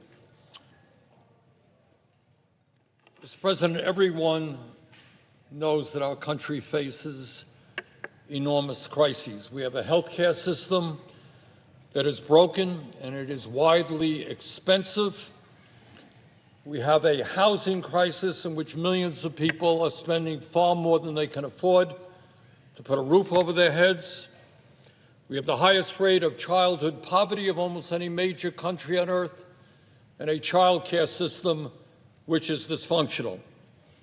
Millions of our kids cannot afford to go to college or are leaving school deeply in debt, and over 20% of our seniors are trying to get by on $15,000 a year or less. And oh, by the way, we have an existential threat in climate change which might very well make the planet uninhabitable for future generations. These are just a few of the crises that Congress and the President should be addressing. Mr. President, in the midst of all of that, going to war against Iran and supporting Israel's unprovoked attacks against that country is not something that we should be doing. We do not need another unnecessary and costly war. We have had enough of them. Mr. President, in 1964, Congress voted with little debate for a Gulf of Tonkin resolution giving President Johnson the authority to escalate American military involvement in Vietnam. As a result, the U.S. expanded its presence in that country, and we were dragged fully into Vietnam's civil war. Eventually, some 2.7 million Americans served in Vietnam, and more than 58,000 died, and over 300,000 were wounded. The Vietnam War devastated an entire generation. It killed millions of Vietnamese, and it destabilized the region. It cost U.S. taxpayers hundreds and hundreds of billions of dollars. Mr. President, the Vietnam War was based on a series of lies. Years later, the U.S. government concluded that the supposed attacks that prompted the Gulf of Tonkin resolution did not happen as reported. The so-called domino theory, the ideological foundation of that war, was bogus. That was a war that never should have been fought. Mr. President, in 2002, as a member of Congress, a new member of Congress, I can recall vividly how politicians and the media relentlessly beat the drum about the need to go to war against Iraq and its leader, Saddam Hussein. Over and over again, we were told that Iraq was building weapons of mass destruction and that if we did not act quickly, nuclear weapons would be falling on America. Among those pushing for war in Iraq in 2002 were none other than Israeli Prime Minister Benjamin Netanyahu, who testified to Congress that, and I quote, "There is no question whatsoever that Saddam is seeking nuclear weapons. If you take out Saddam's regime, I guarantee you that it will have enormous positive reverberations," end quote. That was Netanyahu in 2002. The United States Congress, against my vote, invaded Iraq and became involved in a brutal sectarian war that lasted for almost a decade. No weapons of mass destruction were ever found. That war was based on a lie that cost us 4,500 brave young Americans, 32,000 wounded, and $3 trillion in taxpayer dollars. Hundreds of thousands of Iraqis also died. Mr. President, war often has awful and unintended consequences. It should only be considered as a last resort. We should not go to war against Iran. First, let me state the obvious. Trump's attack against Iran is unconstitutional. Congress alone has the authority to take this country into war, not the president. Trump does not have that authority. Second, Iran did not pose an imminent military threat to the United States that would justify a preemptive attack. Just a few months ago, Trump's own Director of National Intelligence, Tulsi Gabbard, testified to Congress that the American intelligence community, quote, continues to assess that Iran is not building a nuclear weapon and Supreme Leader Khamenei has not authorized the nuclear weapons program he suspended in 2003. End of quote from Tulsi Gabbard. Trump dismissed that finding, saying, quote, well then, my intelligence community is wrong, end of quote. Really? On what basis does he think that the entire United States intelligence community is wrong? Third, diplomacy offers a better path to durably address Iran's nuclear activities than a military attack. This was proven in 2015 when the United States and world powers made an agreement that strictly limited Iran's nuclear activities and put in place blanket inspections. That agreement was working, but Trump pulled out of that deal in 2018 and Iran restarted its activities. To his credit, Trump returned to diplomacy this year, and U.S. officials held 5 rounds of talks with Iran to address this issue. A 6th round of talks was scheduled for June 15th, but Israel derailed those talks with its surprise attack and, in the process, assassinated the Iranian official overseeing those negotiations. Fourth, Benjamin Netanyahu should not be dictating U.S. foreign and military policy. Trump's attack on Iran would not have occurred if Israel had not launched an illegal, unprovoked surprise attack on Iran on June 13th, sabotaging U.S. diplomatic efforts. If the people of Israel support Netanyahu's decision to start a war with Iran, that is their business, that is their war. The United States should not be part of it. Fifth, the United States should not be allied with the Netanyahu government in any military effort. Netanyahu is a war criminal indicted by the International Criminal Court for starving and killing civilians in Gaza. His government is systematically destroying the Palestinian people, killing over 55,000 and wounding nearly 130,000, 2/3 of whom are women and children. Israel has destroyed the entire physical infrastructure of Gaza, housing, hospitals, schools, and water systems, and continues to prevent the delivery of humanitarian aid to starving civilians in violation of U.S. and international law. 6, this war is about more than Israel and Iran. It is about the very concept of international law and preventing a world where every dispute is settled with force. Whatever you think of the brutal, authoritarian, and terrorist-supporting Iranian regime, Netanyahu's surprise attack was a clear violation of international law and the UN Charter. The world appropriately condemned Russia for its unprovoked attack against Ukraine. The world appropriately condemned Hamas for their unprovoked terrorist attack against Israel.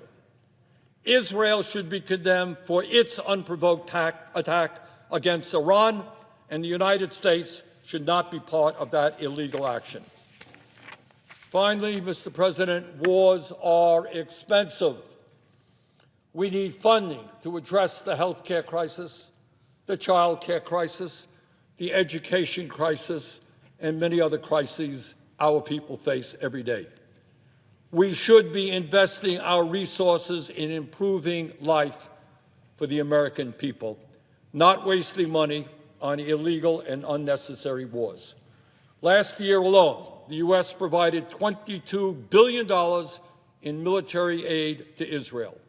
Enough is enough.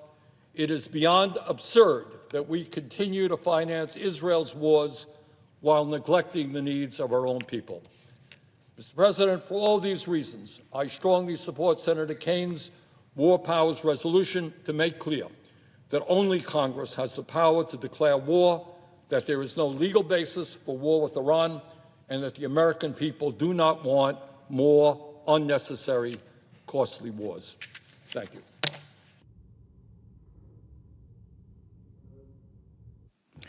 Senator from South Carolina. Thank you very much. This is a debate worthy of the body, and I would like to give my belief about what we're doing here, my opinion. Senator Kaine has introduced a resolution that basically require President Trump to come to the Congress before any other military actions could be taken against the Islamic Republic of Iran. I think that would be a disaster for the country. You can only have one commander-in-chief, not 535. Mr. President, you've been in it. You've been right close into the face of the enemy, and you probably above all others know what warfare is like dealing with radical Islam. And I applaud your service as a Navy SEAL.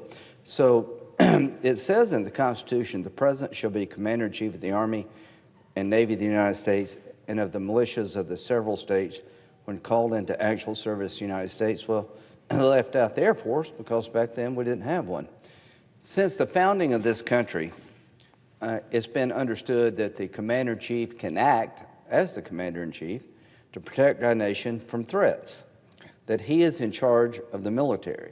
He sits atop of he's the civilian in charge of the military, and it's his decision to use military force. It's Congress's decision to declare war. How many times do you think, Mr. President, we've declared war since the founding of our nation? I'll give you the answer. 5.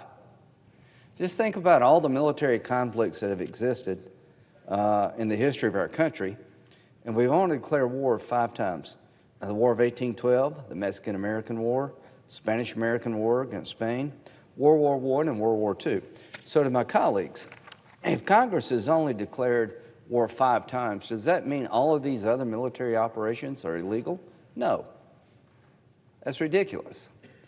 Because we have the power to declare war, and us, the Congress only, doesn't mean the Commander-in-Chief can't be the Commander-in-Chief. This country cannot be put in a legal state of war unless the Congress decides to do that. But to suggest that means the Commander-in-Chief can't do anything without our approval makes all of us Commander-in-Chiefs. Do you think they had that in mind? Do you think they really meant for the Congress to be the Commander-in-Chief, not the Commander-in-Chief? The logic of this is as follows. Because we have the ability to declare war, therefore, the President can't act unless we agree. You've taken his power to be Commander-in-Chief away. The War Powers Act of 1973, referenced by Senator Sanders, is not worth, in my view, the paper it's written on.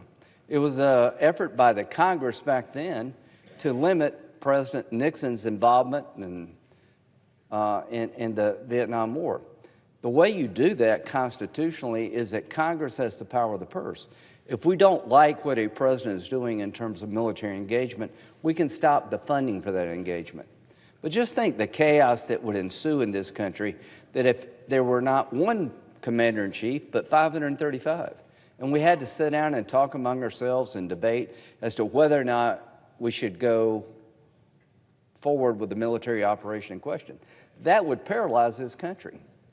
And this leak of the Defense Intelligence Assessment tells you exactly what would happen if they brought this problem over to us to solve. So it's been clear to me that only 5 times in the history of the country have we declared war, and we've had hundreds of military operations that the founders never envisioned. The ability to declare war means the President of the United States, as Commander-in-Chief, cannot act unless we agree, because that makes us the Commander-in-Chief, and that's not what they were trying to do.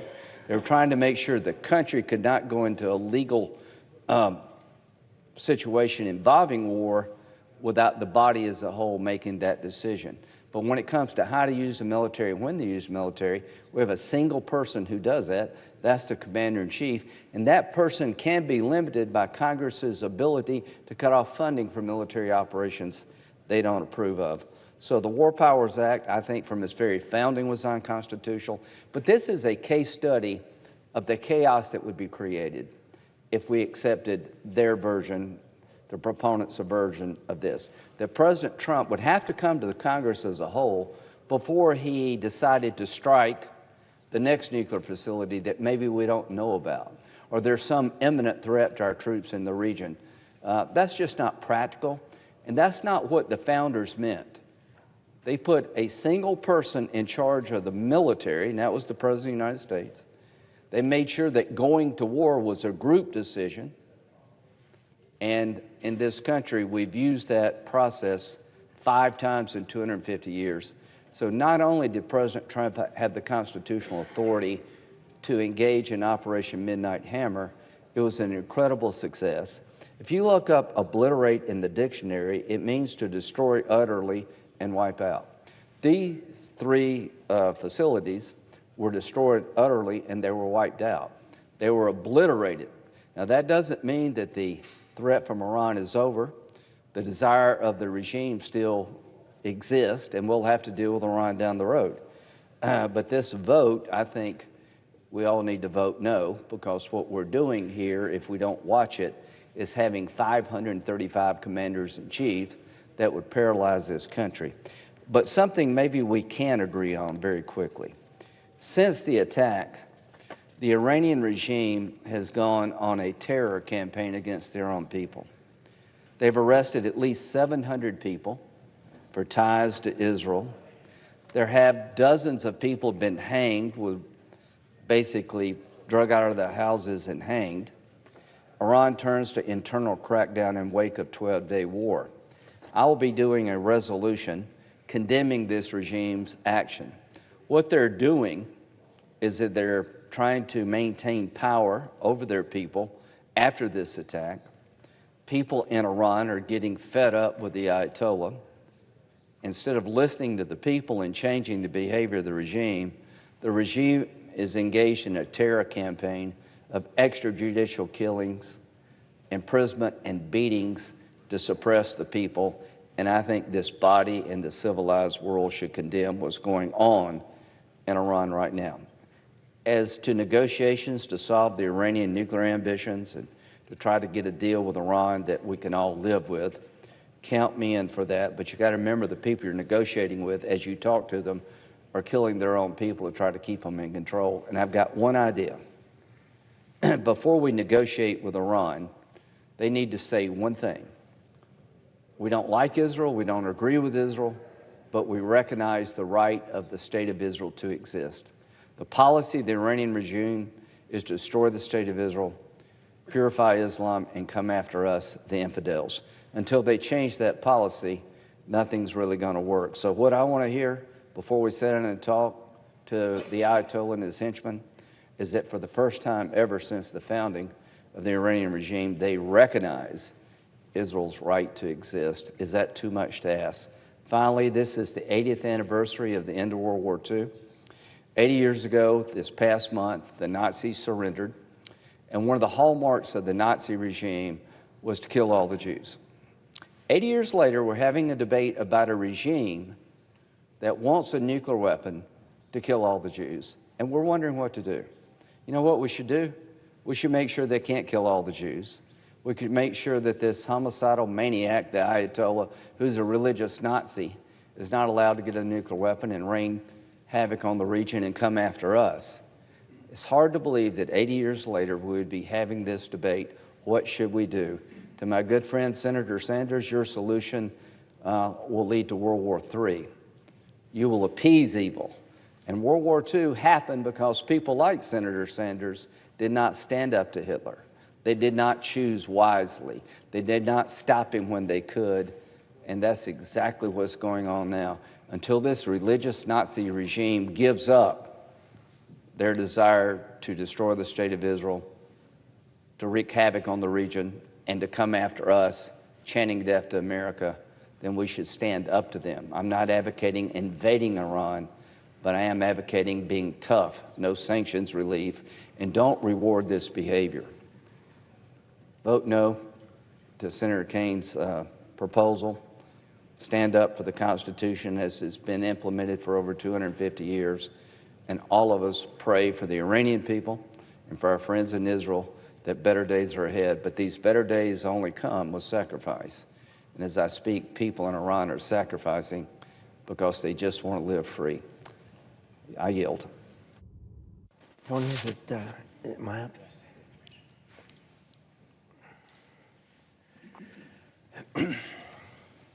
Mr. President. Senator from Idaho.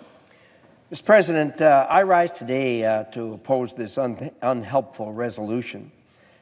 It's a clear attempt to take a slap at President Trump and nothing more.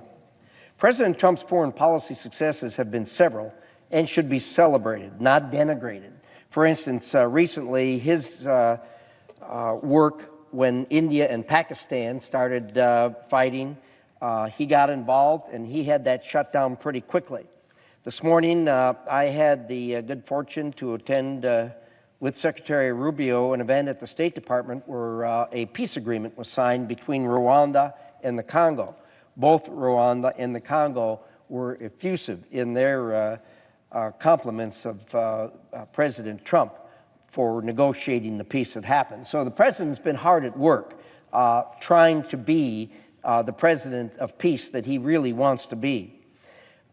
First, I think that we ought to have a good statement from the administration as to why this resolution is not well taken. And I'm going to quote from the Executive Office of the President, their statement on the policy. Senate Joint Resolution 59 fails to account for the dynamic security threat posed by Iran and its proxies, and our commitments to force protection in the region. On June 12th, the International Atomic Energy Agency Board of Governors found that Iran had failed to comply with its nuclear safeguards obligations. Iran immediately responded, stating that it would establish a new uranium enrichment facility in a secure location and that other measures were being planned. Israel took action against Iran, an action it believed was necessary for its self-defense. The United States' top priority is protecting American forces in the region. President Trump will take all necessary steps to protect our forces, de-escalate conflict, and remain in close contact with our regional partners. Senate Joint Resolution 59 should be rejected also because it purports to limit the President's Article II authority under the Constitution and could hinder the President's ability in his constitutional role as Commander-in-Chief to protect the United States from the continued threat posed by Iran and its proxies. Senate Joint Resolution 59 also could hinder the President's ability to protect the United States forces in the region through actions to de-escalate the threat posed by Iran and its proxies. The operative part of this resolution that's before us states, quote, Congress hereby directs the President to terminate the use of United States armed forces from hostilities against the Islamic Republic of Iran. This might be appropriate if we were at war against Iran, or indeed if there were hostilities against Iran, but we are not, and we do not intend to. You can't terminate something that's not going on. Every American is opposed to the long, drawn-out conflicts that we have in our history from time to time experienced. I assure you that President Trump feels exactly the same way.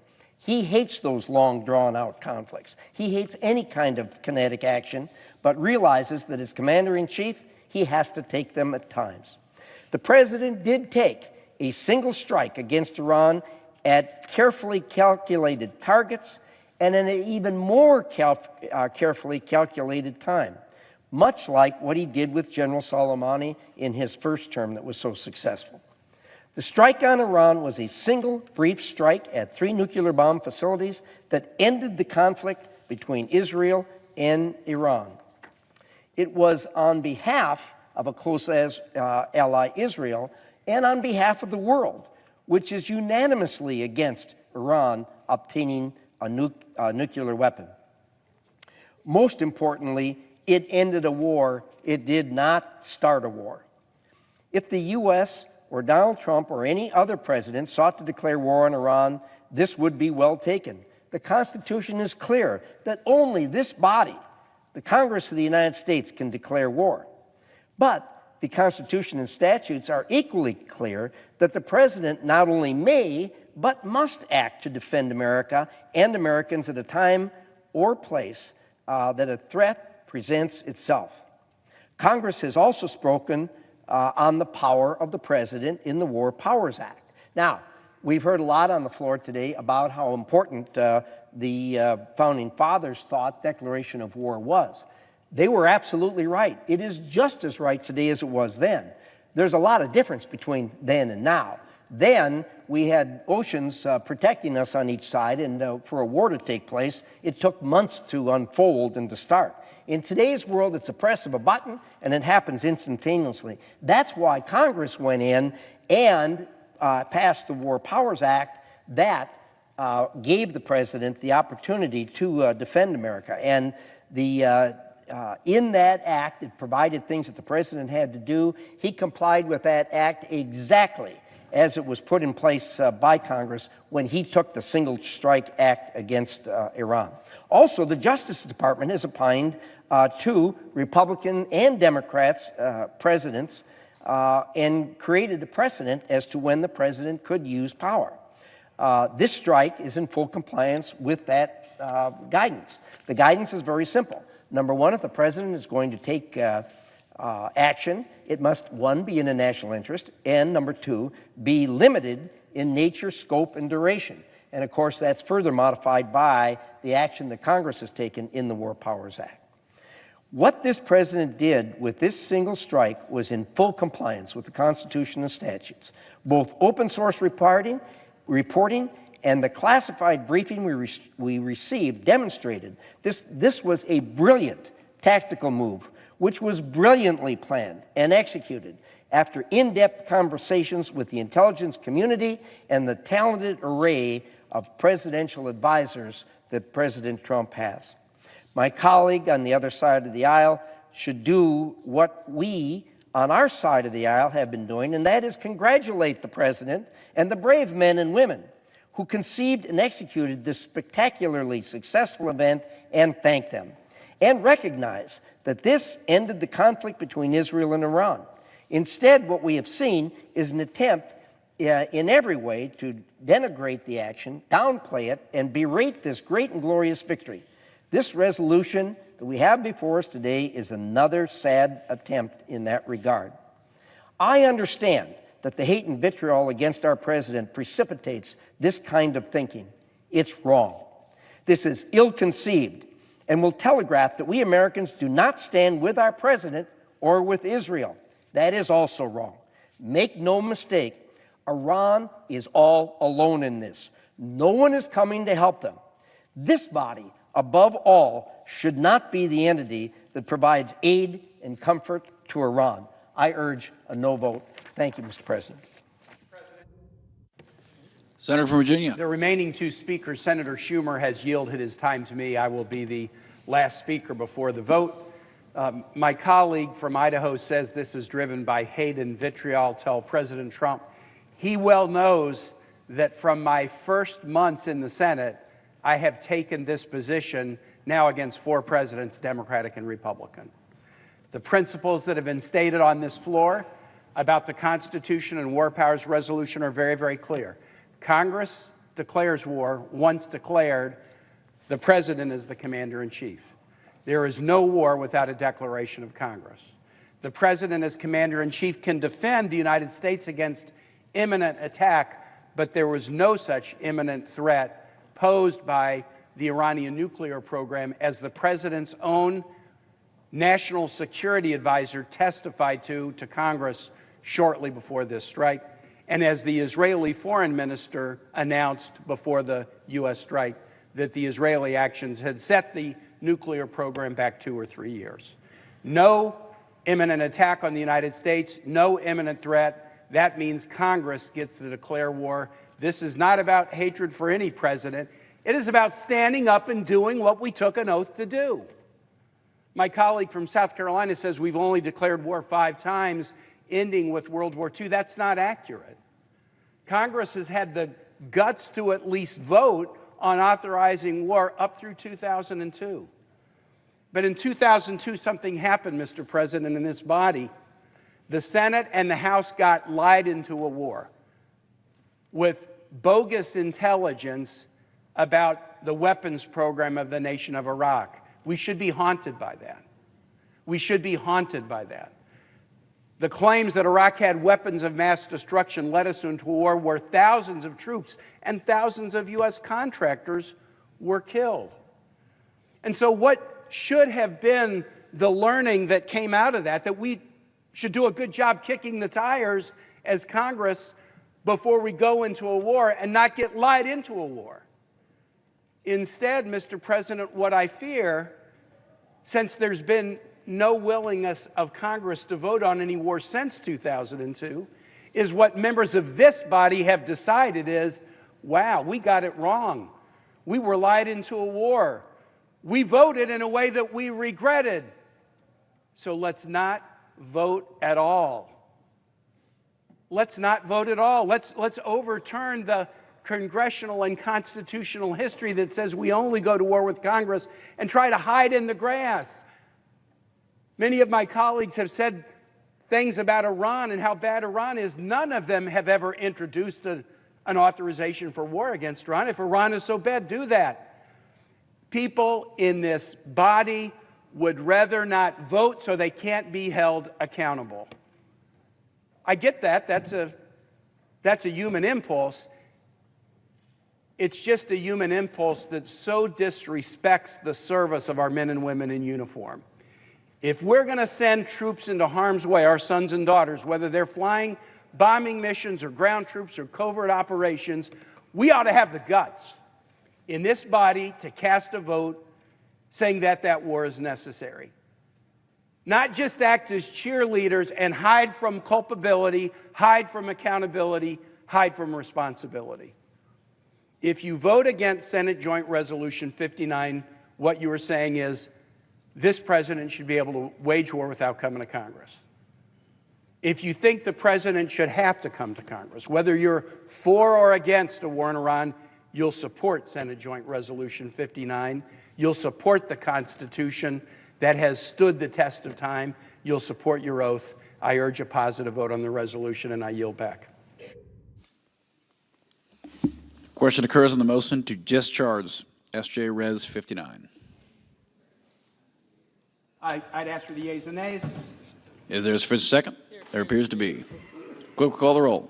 Ms. Alsobrooks, Ms. Baldwin, Mr. Banks, Mr. Barrasso. No.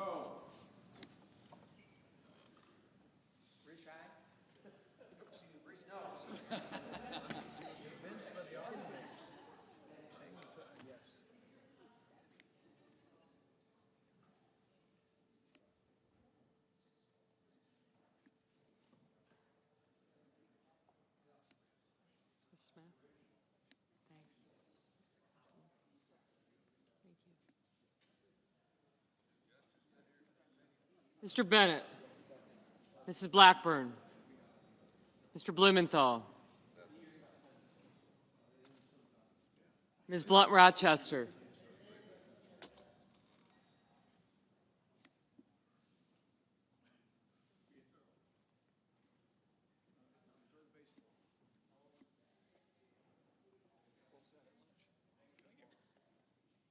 Mr. Booker,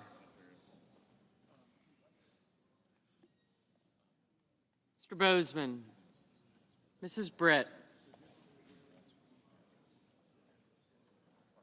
Mr. Budd, Ms. Cantwell, Mrs. Capito, Mr. Cassidy, Ms. Collins, Mr. Coons, Mr. Cornyn, Ms. Cortez Masto, Mr. Cotton, Mr. Kramer, Mr. Crapo, Mr. Cruz, Mr. Curtis, Mr. Daines, Ms. Duckworth, Mr. Durbin,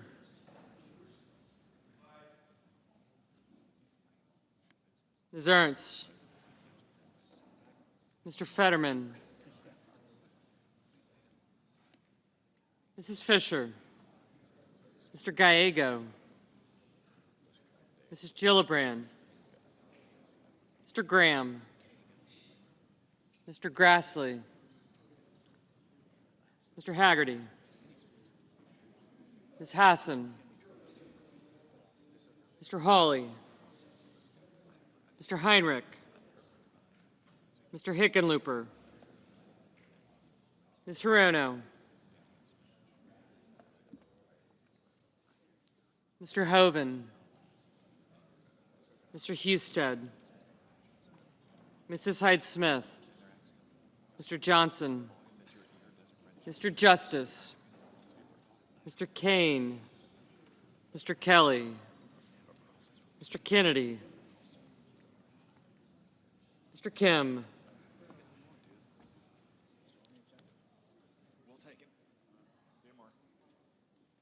Mr. King, Ms. Klobuchar, Mr. Langford, Mr. Lee, Mr. Lujan, Ms. Lummis, Mr. Markey,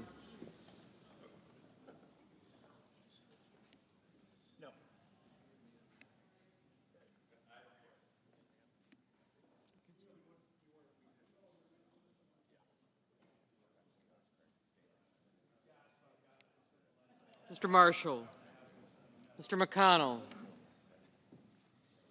Mr. McCormick, Mr. Merkley, Mrs. Moody, Mr. Moran, Mr. Marino, Mr. Mullen, Ms. Murkowski, Mr. Murphy, Mrs. Murray, Mr. Ossoff, Mr. Padilla, Mr. Paul, Mr. Peters, Mr. Reed, Mr. Ricketts, Mr. Risch,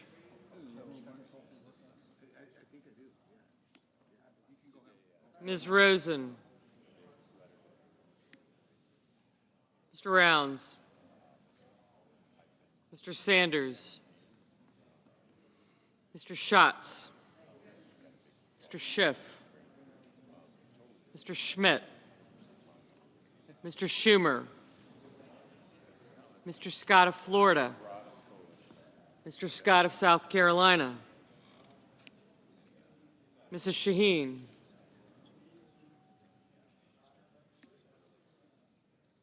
Mr. Sheehy, Ms. Slotkin, Ms. Smith, Mr. Sullivan, Mr. Thune, Mr. Tillis, Mr. Tuberville, Mr. Van Hollen, Mr. Warner, Mr. Warnock, Ms. Warren, Mr. Welch, Mr. Whitehouse, Mr. Wicker, Mr. Wyden, Mr. Young. Senators voting in the affirmative: Blunt Rochester, Cantwell, Coons, Durbin, Hassan, Heinrich, Kane, Kim, Murray, Padilla, Paul, Schumer, Smith, and Warner. Senators voting in the negative: Barrasso, Cornyn, Cotton, Kramer, Crapo, Daines, Fetterman, Marino, Mullen, Risch, Sheehy, Tillis, and Tuberville.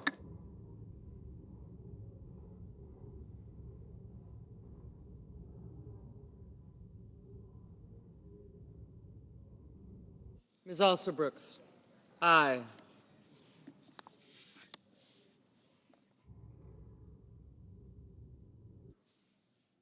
Mr. Merkley, aye.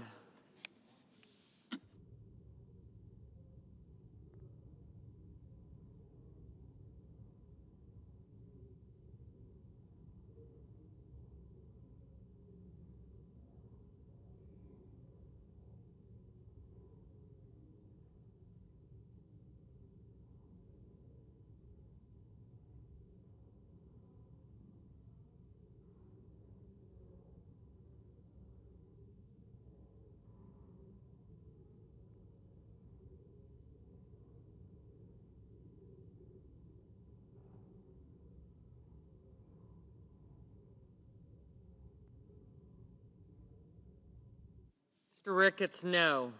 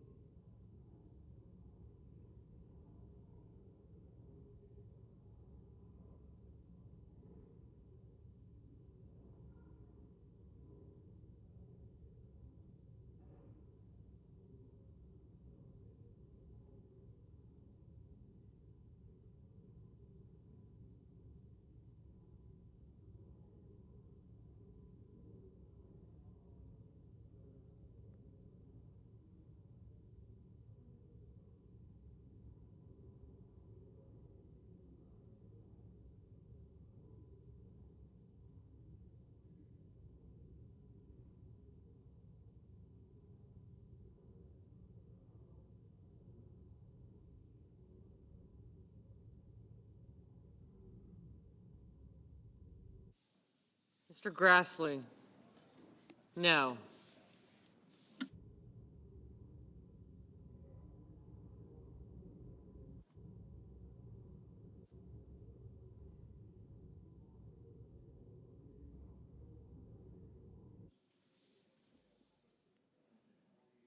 Mrs. Moody? No.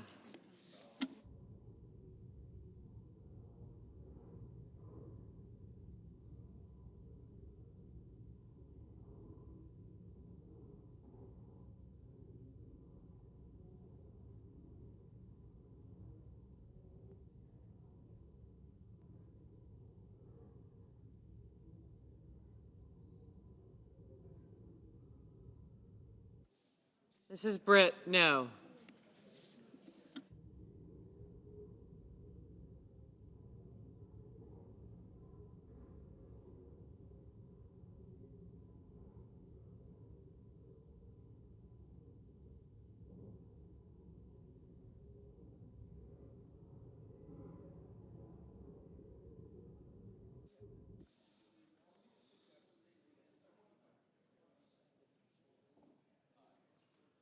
Mr. Bennett, aye. Mr. Reed? Aye.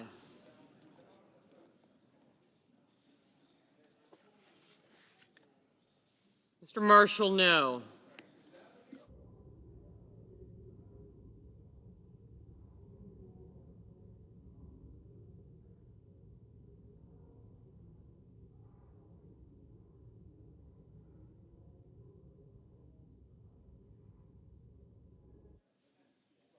Mr. Lujan, aye.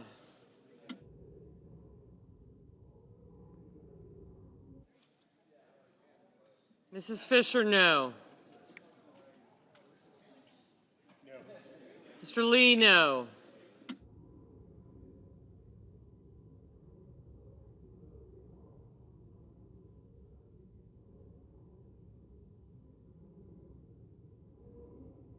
Mr. Graham? No.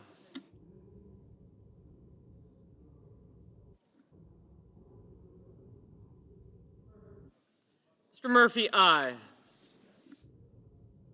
Mr. Wyden? Aye.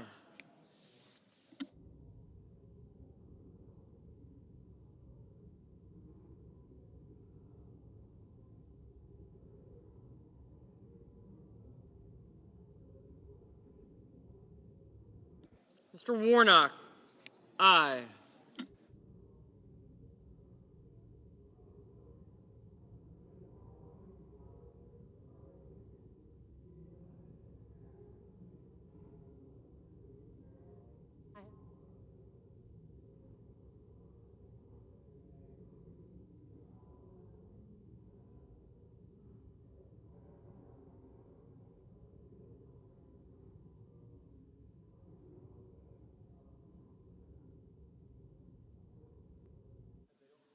Mr. Johnson? No.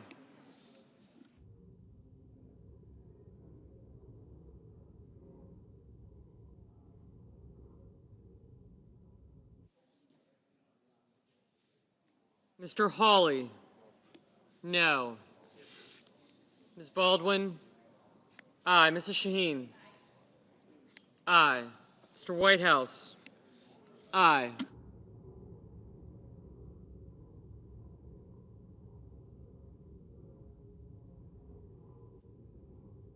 Mr. Markey? Aye. Mr. Budd? No.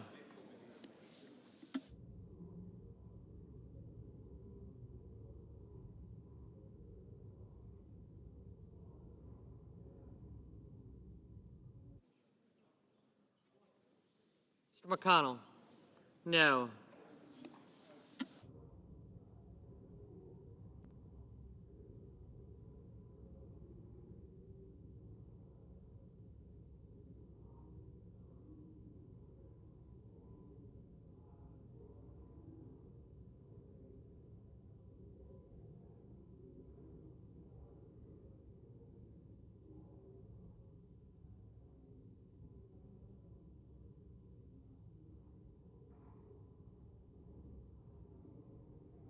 Mrs. Blackburn?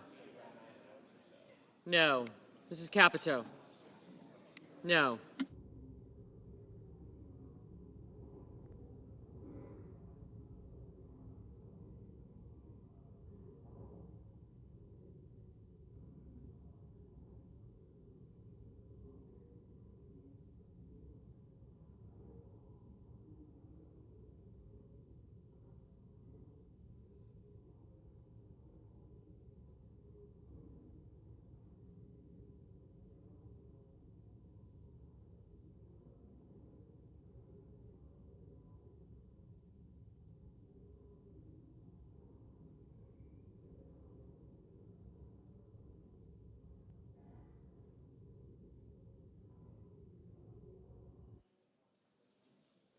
Mr. Langford?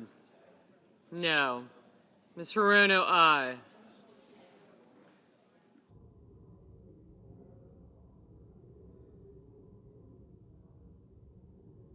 Mr. Cassidy? No. Mr. Schmidt? No.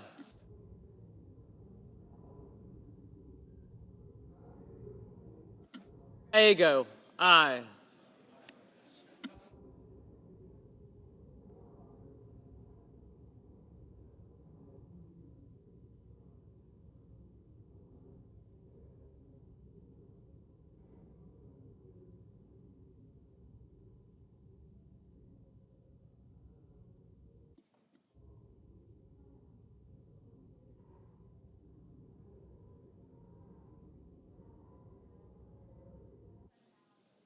Mr. Schiff, aye.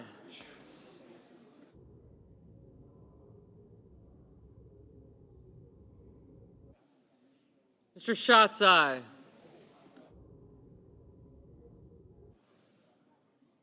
Mr. Young, no.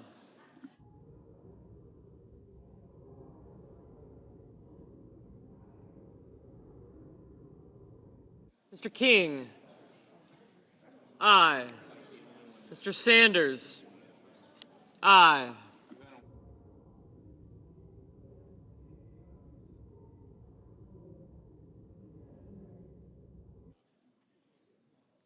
Mr. Justice, no.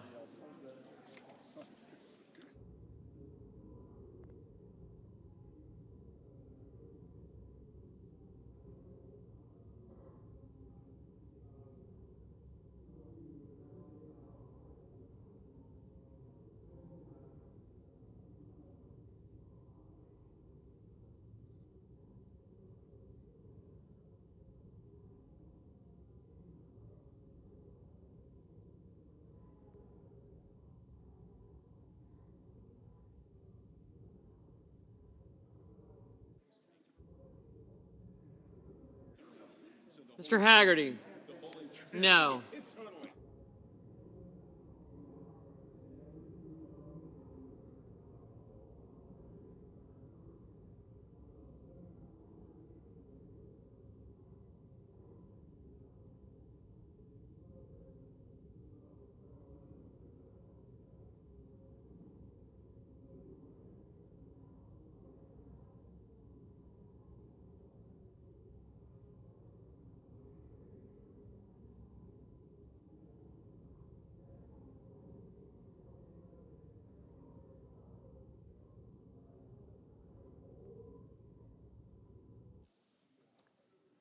Mr. Kennedy, no. Mr. Husted, no.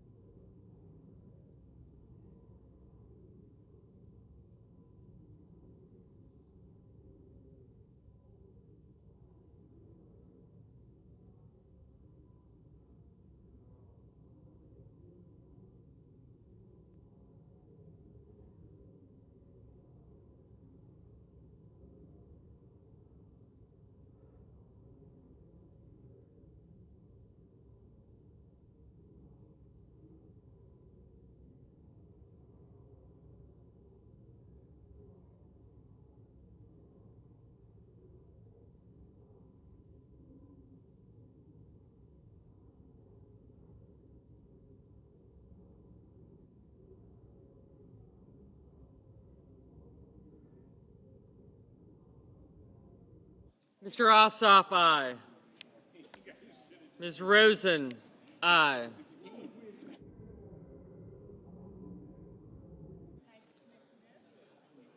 Mr. Hickenlooper, aye. Mrs. Hyde-Smith, no. Mrs. Gillibrand, aye. Ms. Warren, aye.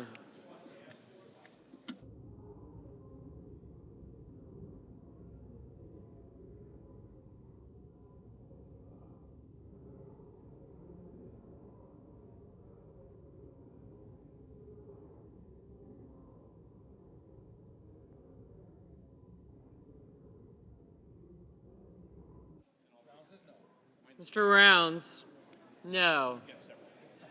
Mr. Peters, aye. Mr. Scott of Florida, no.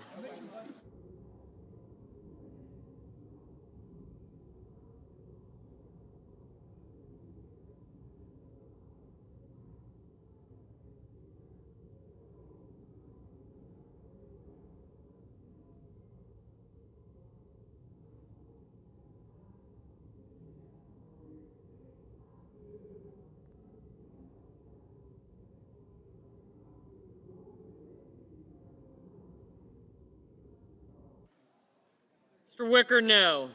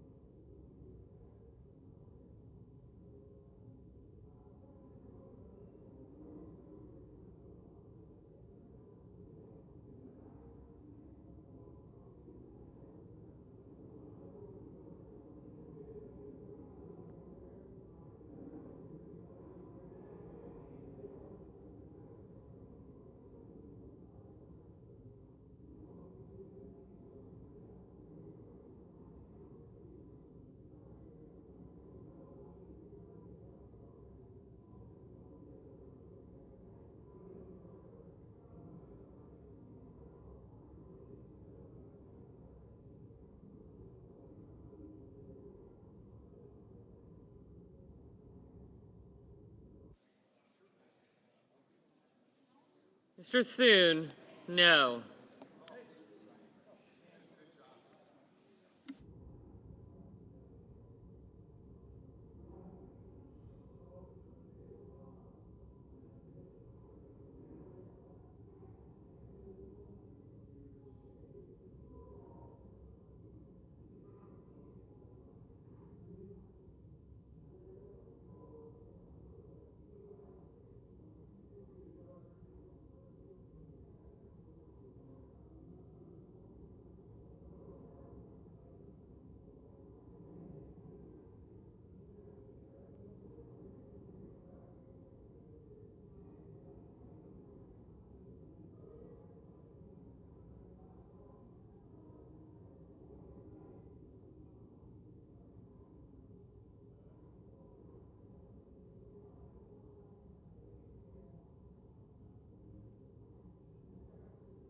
Ms. Duckworth, aye.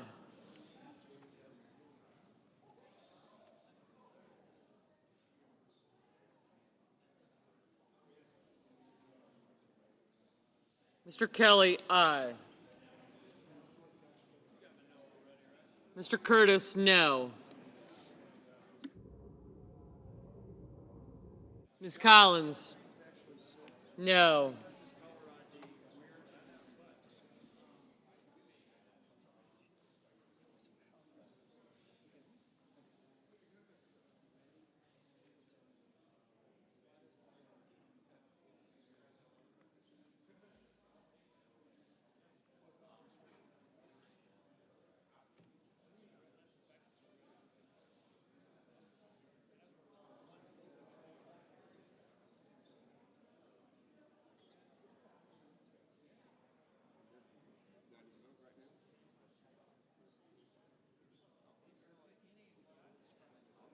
Mr. Van Hollen, aye.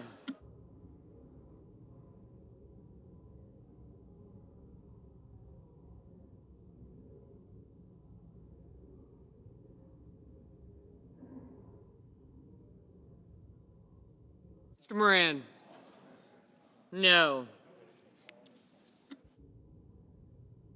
Mr. Bozeman, no.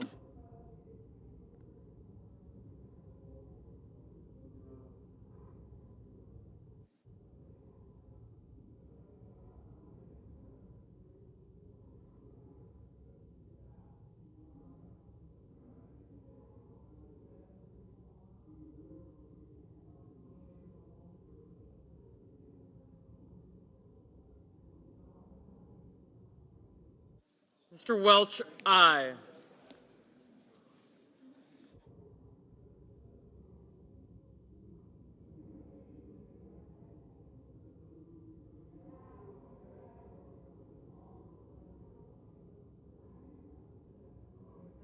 Ms. Cortez Masto, aye. Ms. Ernst, no.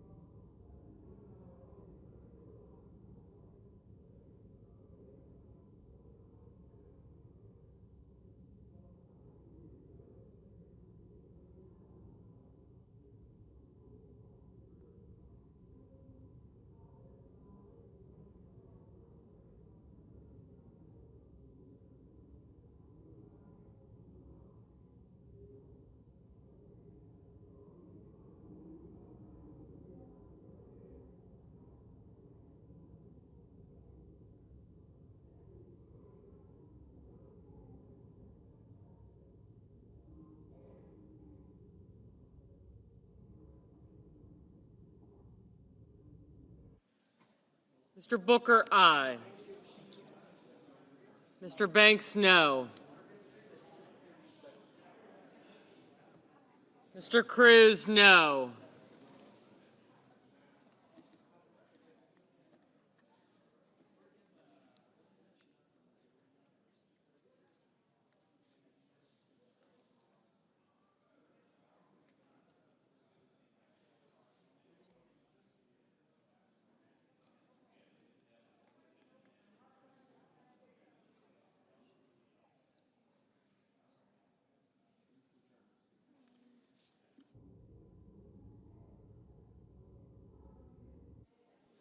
Ms. Klobuchar, aye.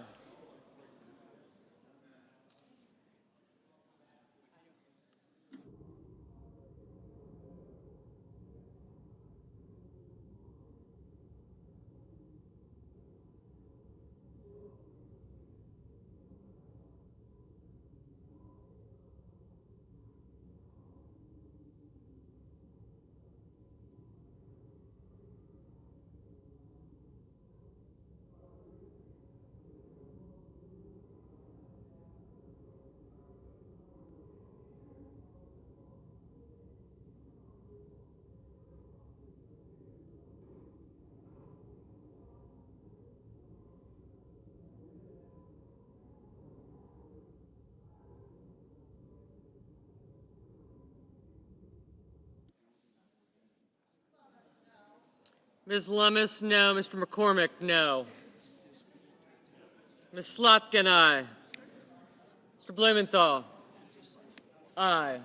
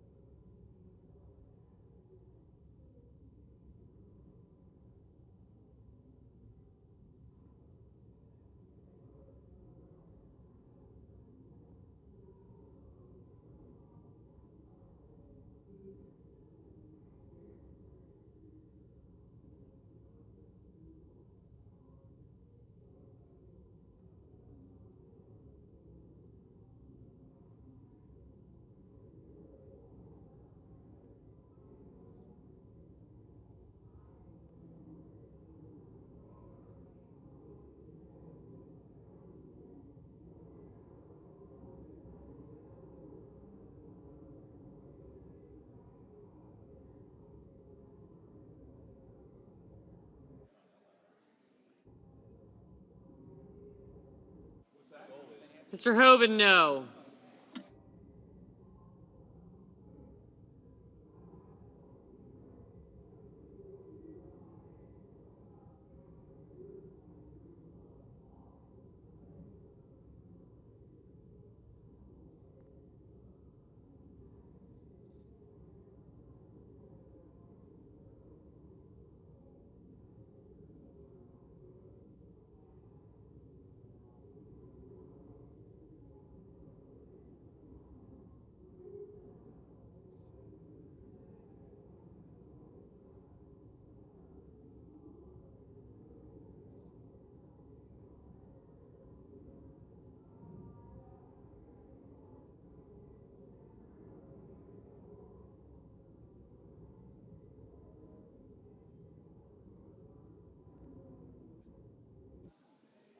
Ms. Murkowski, no. Mr. Sullivan, no.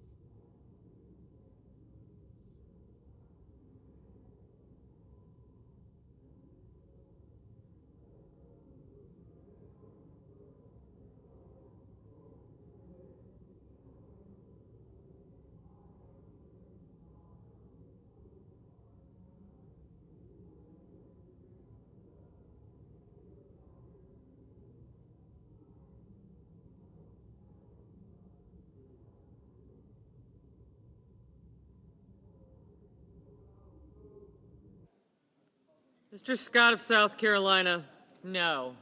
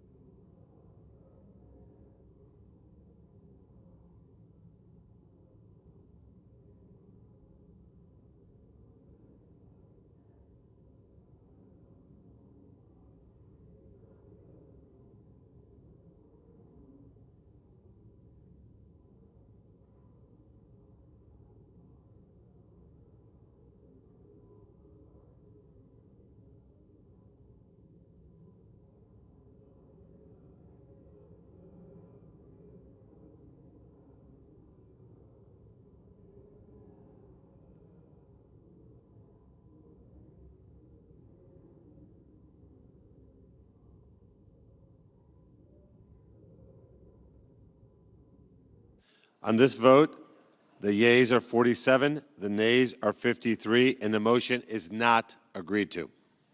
President.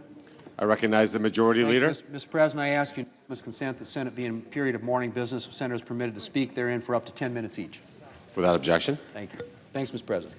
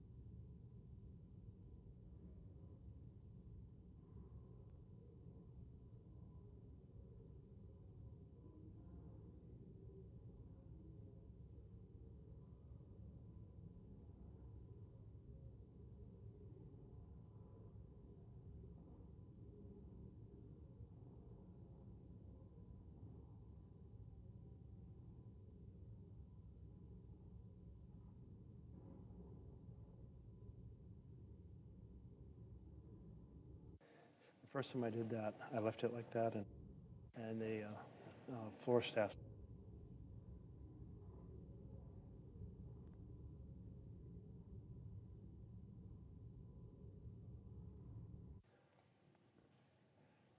Mr. President, I recognize the senator from Oregon. are we in a quorum call? We are not. Thank you, Mr. President. I've come to the floor to talk about debt and the challenge that confronts us. Over the last few decades, we've seen a lot of sources of red ink. Among them are the war in Afghanistan, the war in Iraq. We saw the first Bush tax bill in 2001, massive red ink. 2003, massive red ink. Trump's tax bill in 2017, an ocean of red ink. I don't think anyone here would argue that these decisions didn't result in significant deficits and significant additions to the debt. And yet there's so much conversation here about fiscal responsibility and let's get this under control. And yet we see time and time again this body vote under Republican leadership for another ocean of red ink, another massive deficit, adding to an already bloated debt that so profoundly compromises the ability of our nation to address issues in the next generation. We're borrowing from the next generation, making it less likely that we can effectively provide the programs, the foundation of healthcare and housing and education and the investment in R&D that produces good paying jobs for the next generation to thrive. That's wrong. It is wrong to proceed to borrow and compromise the next generation in order to give tax breaks to billionaires. Wow. You know, there's purposes for when we do need to borrow, when we're facing a recession, when we're facing a war. But we haven't been in a recession. We haven't been at war, although we clearly had an attack on Iran, and maybe we are at war now, maybe not. We'll see if the ceasefire holds. But we're not in a position yet where we should be proceeding to say this current year we should be creating even more deficits. But the bill before us doesn't create this massive new additional ocean of red ink for the purpose of addressing a war, nor to address a recession, but instead for the lofty purpose of enriching the richest Americans. I must say that driving 16 million people off of health care to give tax breaks to mega millionaires and billionaires may make the mega millionaires and billionaires who are serving in this chamber quite happy. But it doesn't make America better. I must say that leaving 4 million children hungry does devastating impact on their ability to study and learn and thrive in their lives to come. And to do it for tax breaks for billionaires may make my colleagues who are really rich really happy. But it's really wrong. And in addition, my colleagues just aren't creating a sea of debt. They're also tearing down the bipartisan structure designed for Congress to exercise discipline over deficits and debt. That architecture was crafted in 1974. The Budget and Impoundment Control Act, normally referred to as the Budget Act, 1974 Act. And it came about because two things were going on. One is that President Nixon had impounded funds, and the Supreme Court said, no, you can't do that. That's unconstitutional. You can't steal the power of the purse. In the Constitution, that power of the purse is given to Congress. And senators were very concerned about the deficits that were existing in 1971 and 72 and 73. they averaged $20 billion a year. They totaled $60 billion. Well, I can tell you that now, when our deficit's running at something closer to $2 trillion a year, $20 billion doesn't sound like much of a cause for alarm. But that's how determined 100 senators were to get control over our budgeting process. All 100 voted for this structure, the Budget Control Act, and it had two basic features. It had a regular budgeting process, and then for legislation that reduced the deficit, it had a special fast-track, filibuster-free lane called reconciliation, but you could only use it for reducing the deficit. That special fast-track, filibuster-free lane really meant a lot here in the Senate because we're the ones that have the 60-vote requirement. The House doesn't have a requirement for 60 votes for 3/5 of the body on anything. So it was really all about here, about the Senate's sense that we should only drop the 60 votes for bills that reduce the deficit. And embedded in this were three fundamental provisions, three pillars of the architecture of getting control of deficits and debt. The first was, in the first 10 years that are presented in a reconciliation bill, the sum of the 10 years has to produce deficit reduction. That was pillar number one. The second pillar was that in every single year that follows the first 10, it has to produce deficit reduction. It has to save money. And the third was honest numbers. We're going to use honest numbers. We're going to create this organization, Congressional Budget Office, and we're going to utilize it to cost out programs and do the modeling, be nonpartisan. And then we're going to utilize this other organization that already existed, the Joint Committee on Taxation, to have their staff produce honest, nonpartisan numbers for the cost of revenue provisions. And the section of the law that controls this special reconciliation process says each provision, whether for a spending program or for revenue, has to be costed out in order to be able to hold ourselves accountable. If the provision is written down and it changes the law, how much will that cost? If the provision is not in the law, not in the proposed law, then obviously that's different than if the provision is in the law. New law versus existing law. That's what Section 313 says is going to be costed out to see if we're meeting the goals laid out in the budget resolution. That's the discipline. So those were the three things. No deficits created in the first 10 years. Second, no deficits created in any year following the first 10 years. And third, honest numbers about what each provision costs. Those are the three things. Well, that was in 1974. You can picture Robert Byrd, who was a passionate defender of the 60-vote requirement. But he voted for this special fast-track, filibuster-free, for that one purpose, reducing deficits. So that was 1974. Well, 22 years later, along comes a moment when you have a Republican Senate and a Republican House. And the Republicans said, you know what? We'd like this idea of a line-item veto. So they passed it. Fine, but the Supreme Court said that's unconstitutional because the Constitutional says the power of the purse lies with Congress, not with the President.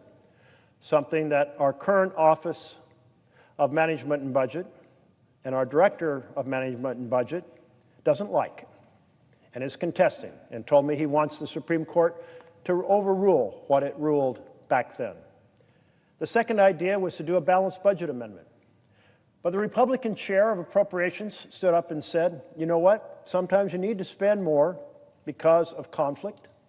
Sometimes you need to spend more because of recession. And so, no, we shouldn't have a formulistic formula, and he refused to vote for it. And the proposal failed, one vote short of the 67 it needed. Okay, but then the Republican majority said, but we know this, got this other idea. We've got all these really rich and powerful corporations and individuals, and we want to give them a massive, beautiful tax cut and make them even more richer and powerful. And they will love us, and they will keep us in power. What a win-win to give away the treasury to the richest people in this country. But they had a problem. There was no filibuster-free fast track that allowed creating a deficit. So what did they do? They fired the parliamentarian. That's what they did.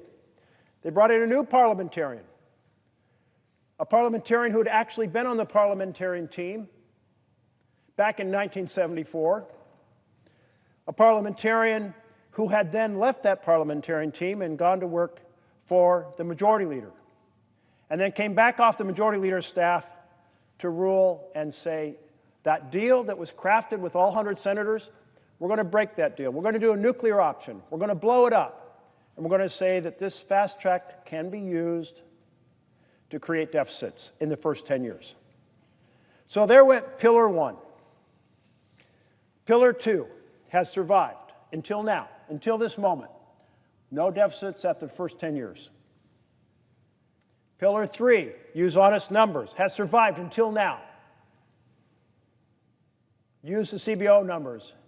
Use the comparison of a provision as described in Section 313 and honestly relay what it costs for a program or for a revenue provision.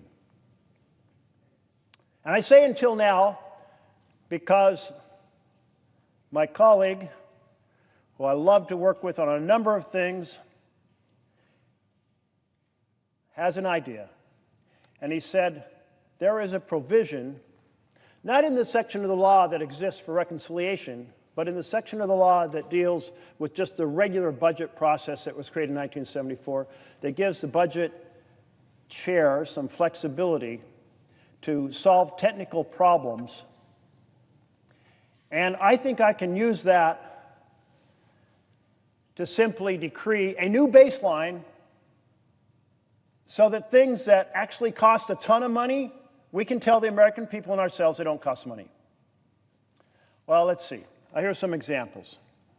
The business pass-through.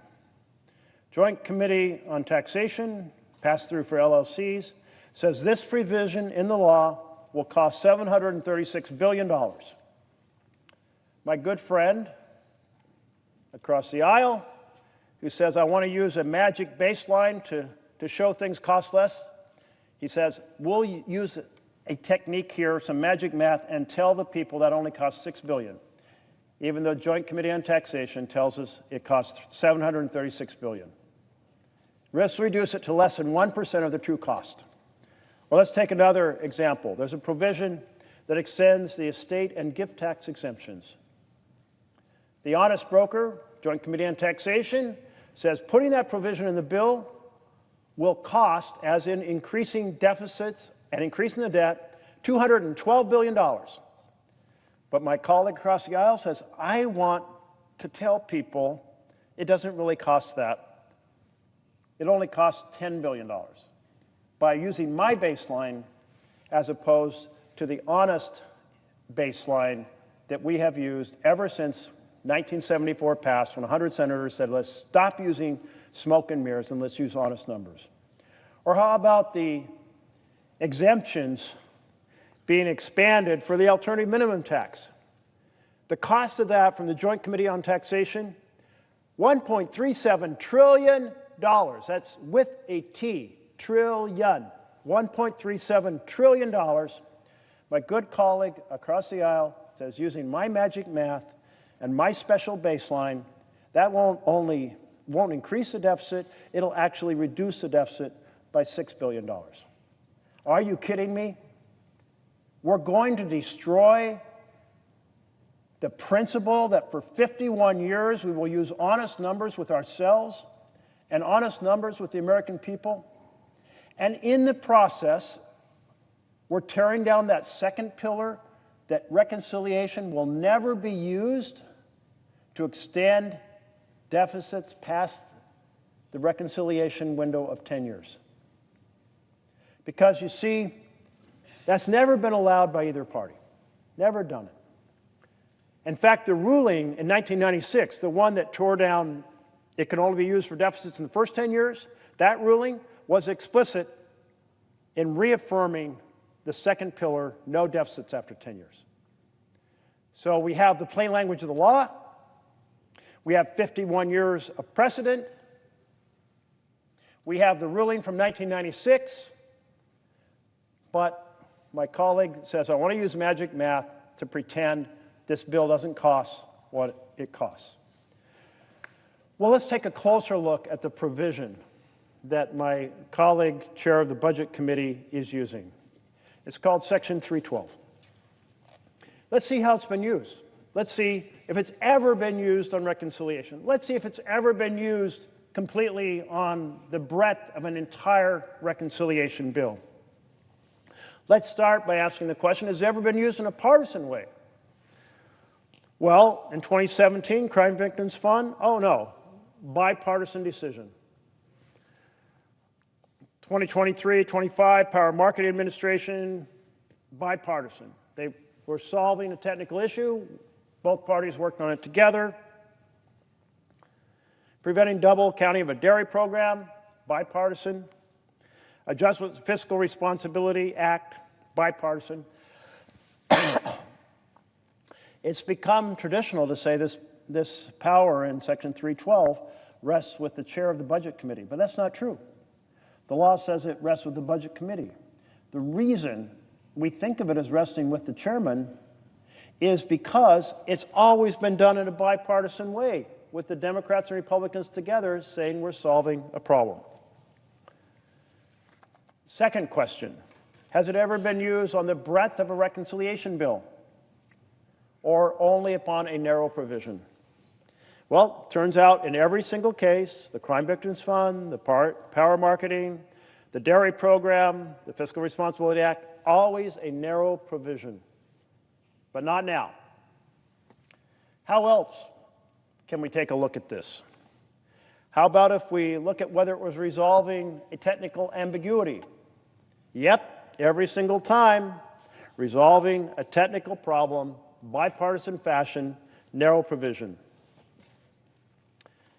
And most importantly, has this provision of 312, which is not in the section that controls reconciliation, ever been used in reconciliation? Nope. Not in 2017, not in 2023 through 25, not on the Dairy Program, not on the Fiscal Responsibility Act, not ever. Never used in reconciliation. So, colleagues, two big issues are here. Are you really going to vote for a bill that causes over $3 trillion in debt over 10 years compared to current law? Are you really going to vote for a bill, a reconciliation bill, that for the first time continues that Red Sea in years 11 through 30, 11 years, 30 years out, extending beyond the 10-year window, in direct violation of the ruling of the parliamentarian in 1996, in direct violation of a section of 313 that says that only you cannot run deficits after that? You know, those 30-year estimates over $30 trillion of additional debt from this bill. Now, our current debt is pretty high, $37 trillion. This adds another 30-plus trillion, and the Congressional Budget Office costed out what happens if the interest rates are 1% higher than they put in their model, 1% higher. And of course, it's easy to imagine that we could be off by 1%. 1% higher, and the cost isn't 30 trillion, it's closer to 60 trillion. 1% higher, of additional debt over 30 years. They said it would add another $24 trillion on top of the over $32 trillion to begin with. Are you really going to vote for a bill that uses dishonest numbers? So here's one reason to vote against this bill. It's massive debt creator, primarily to give tax breaks to the wealthiest Americans. Here's the second reason. It tears down programs in health care and nutrition that are key to the success of our children and families who are in the 20% less affluent in America. Here's a third reason. It creates debt far into the future, beyond the 10-year window, that will compromise the ability of us to address the challenges of America for decades and decades to come. It's really an attack on the next generation. Here's a fourth reason. It tears down the framework of accountability, the last two standing pillars, crafted by 100 senators, all voting yes in 1974. I encourage my colleagues, as they get together in their caucuses on the blue side of the aisle or the red side of the aisle, to say, let's hold on. This is wrong. This is not what the president campaigned on. He campaigned on being a champion for families, not for billionaires. To screw over families, to make the rich richer. Wow. Just that extension of the alternative minimum tax that's going to cost $1,368,932,000,000. Oh wow! In other words, almost $1.4 trillion. And what ordinary family uses an exemption under the alternative minimum tax? It's the mega wealthy. That's not it. You know, they listed it under Chapter 1, which they titled Tax Relief for Middle-Class Families. Find me a middle-class family in which this alternative tax exemption applies. So, we are just days away from voting on this. We're going through the bird bath in which different policies are examined, and if they're primarily a policy, they're not allowed in here. That was part of the rules that were crafted long ago for the special fast-track reconciliation. Then we have 20 hours of debate, and then we have amendments. We are very close to the point of making this tragic mistake. And I know that many of my new colleagues who are just recently sworn in January have been folks who said we need fiscal discipline. You can't campaign on fiscal discipline and tell your constituents you're going to uphold that after you take office and then come here and not only vote for this massive debt, but tear down at the same time the last two pillars of the architecture for controlling deficits this year and into the future. That isn't square. So don't do it. Mr. President, I'll close by saying this is not the first time we've been down this road. And there's a few myths that people tell themselves to justify this. We'll only do this once. 2001 was once. 2003 was twice. 2017 was the third time. We're doing the same damn thing again, mortgaging our future and helping increase wealth inequality in this country by doing all these special provisions for really rich people. We've done it now. This is the fourth time. Don't pretend you're fooled like you didn't get it, because we've been down this road before. It is the wrong road. Families lose, billionaires win. It's the wrong mission for America. It's the wrong mission for the U.S. Senate. The right mission is families thrive and billionaires pay their fair share. Thank you, Mr. President.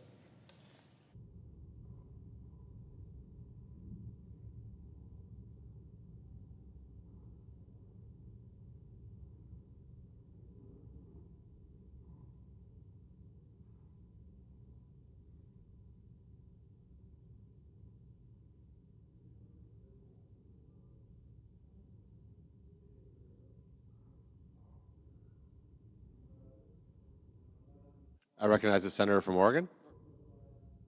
The clerk will call the roll. Ms. Also Brooks.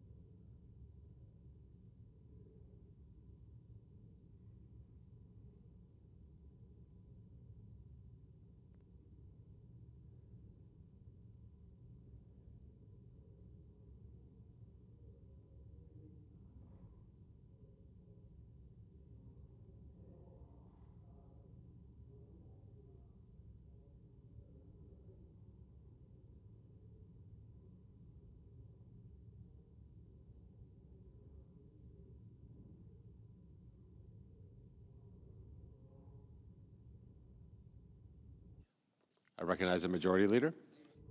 Mr. President, I understand there's a bill that, I ask unanimous consent the quorum call be suspended. Without objection. Mr. President, I understand there's a bill at the desk, and I ask for its first reading. The clerk will read the title of the bill for the first time. H.R. 1, an act to provide for reconciliation pursuant to Title II of H. Con. Res. 14. Mr. President, I now ask for a second reading, and in order to place the bill on the calendar under the provisions of Rule 14, I object to my own request. Objection is heard. The bill will be read for the second time on the next legislative day. Thank you, Mr. President. Mr. President, I ask unanimous consent that when the Senate completes its business today, it stand adjourned until 2 p.m. on Saturday, June 28th, that following the prayer and pledge, the morning hour be deemed expired, the journal proceedings be approved today, the time for the two leaders be reserved for use later in the day, and the Senate be in a period of morning business with senators permitted to speak therein for up to 10 minutes each. Without objection. Mr. President, if there's no further business to come before the Senate, I ask that it stand adjourned under the previous order. The Senate stands adjourned until 2 p.m. tomorrow.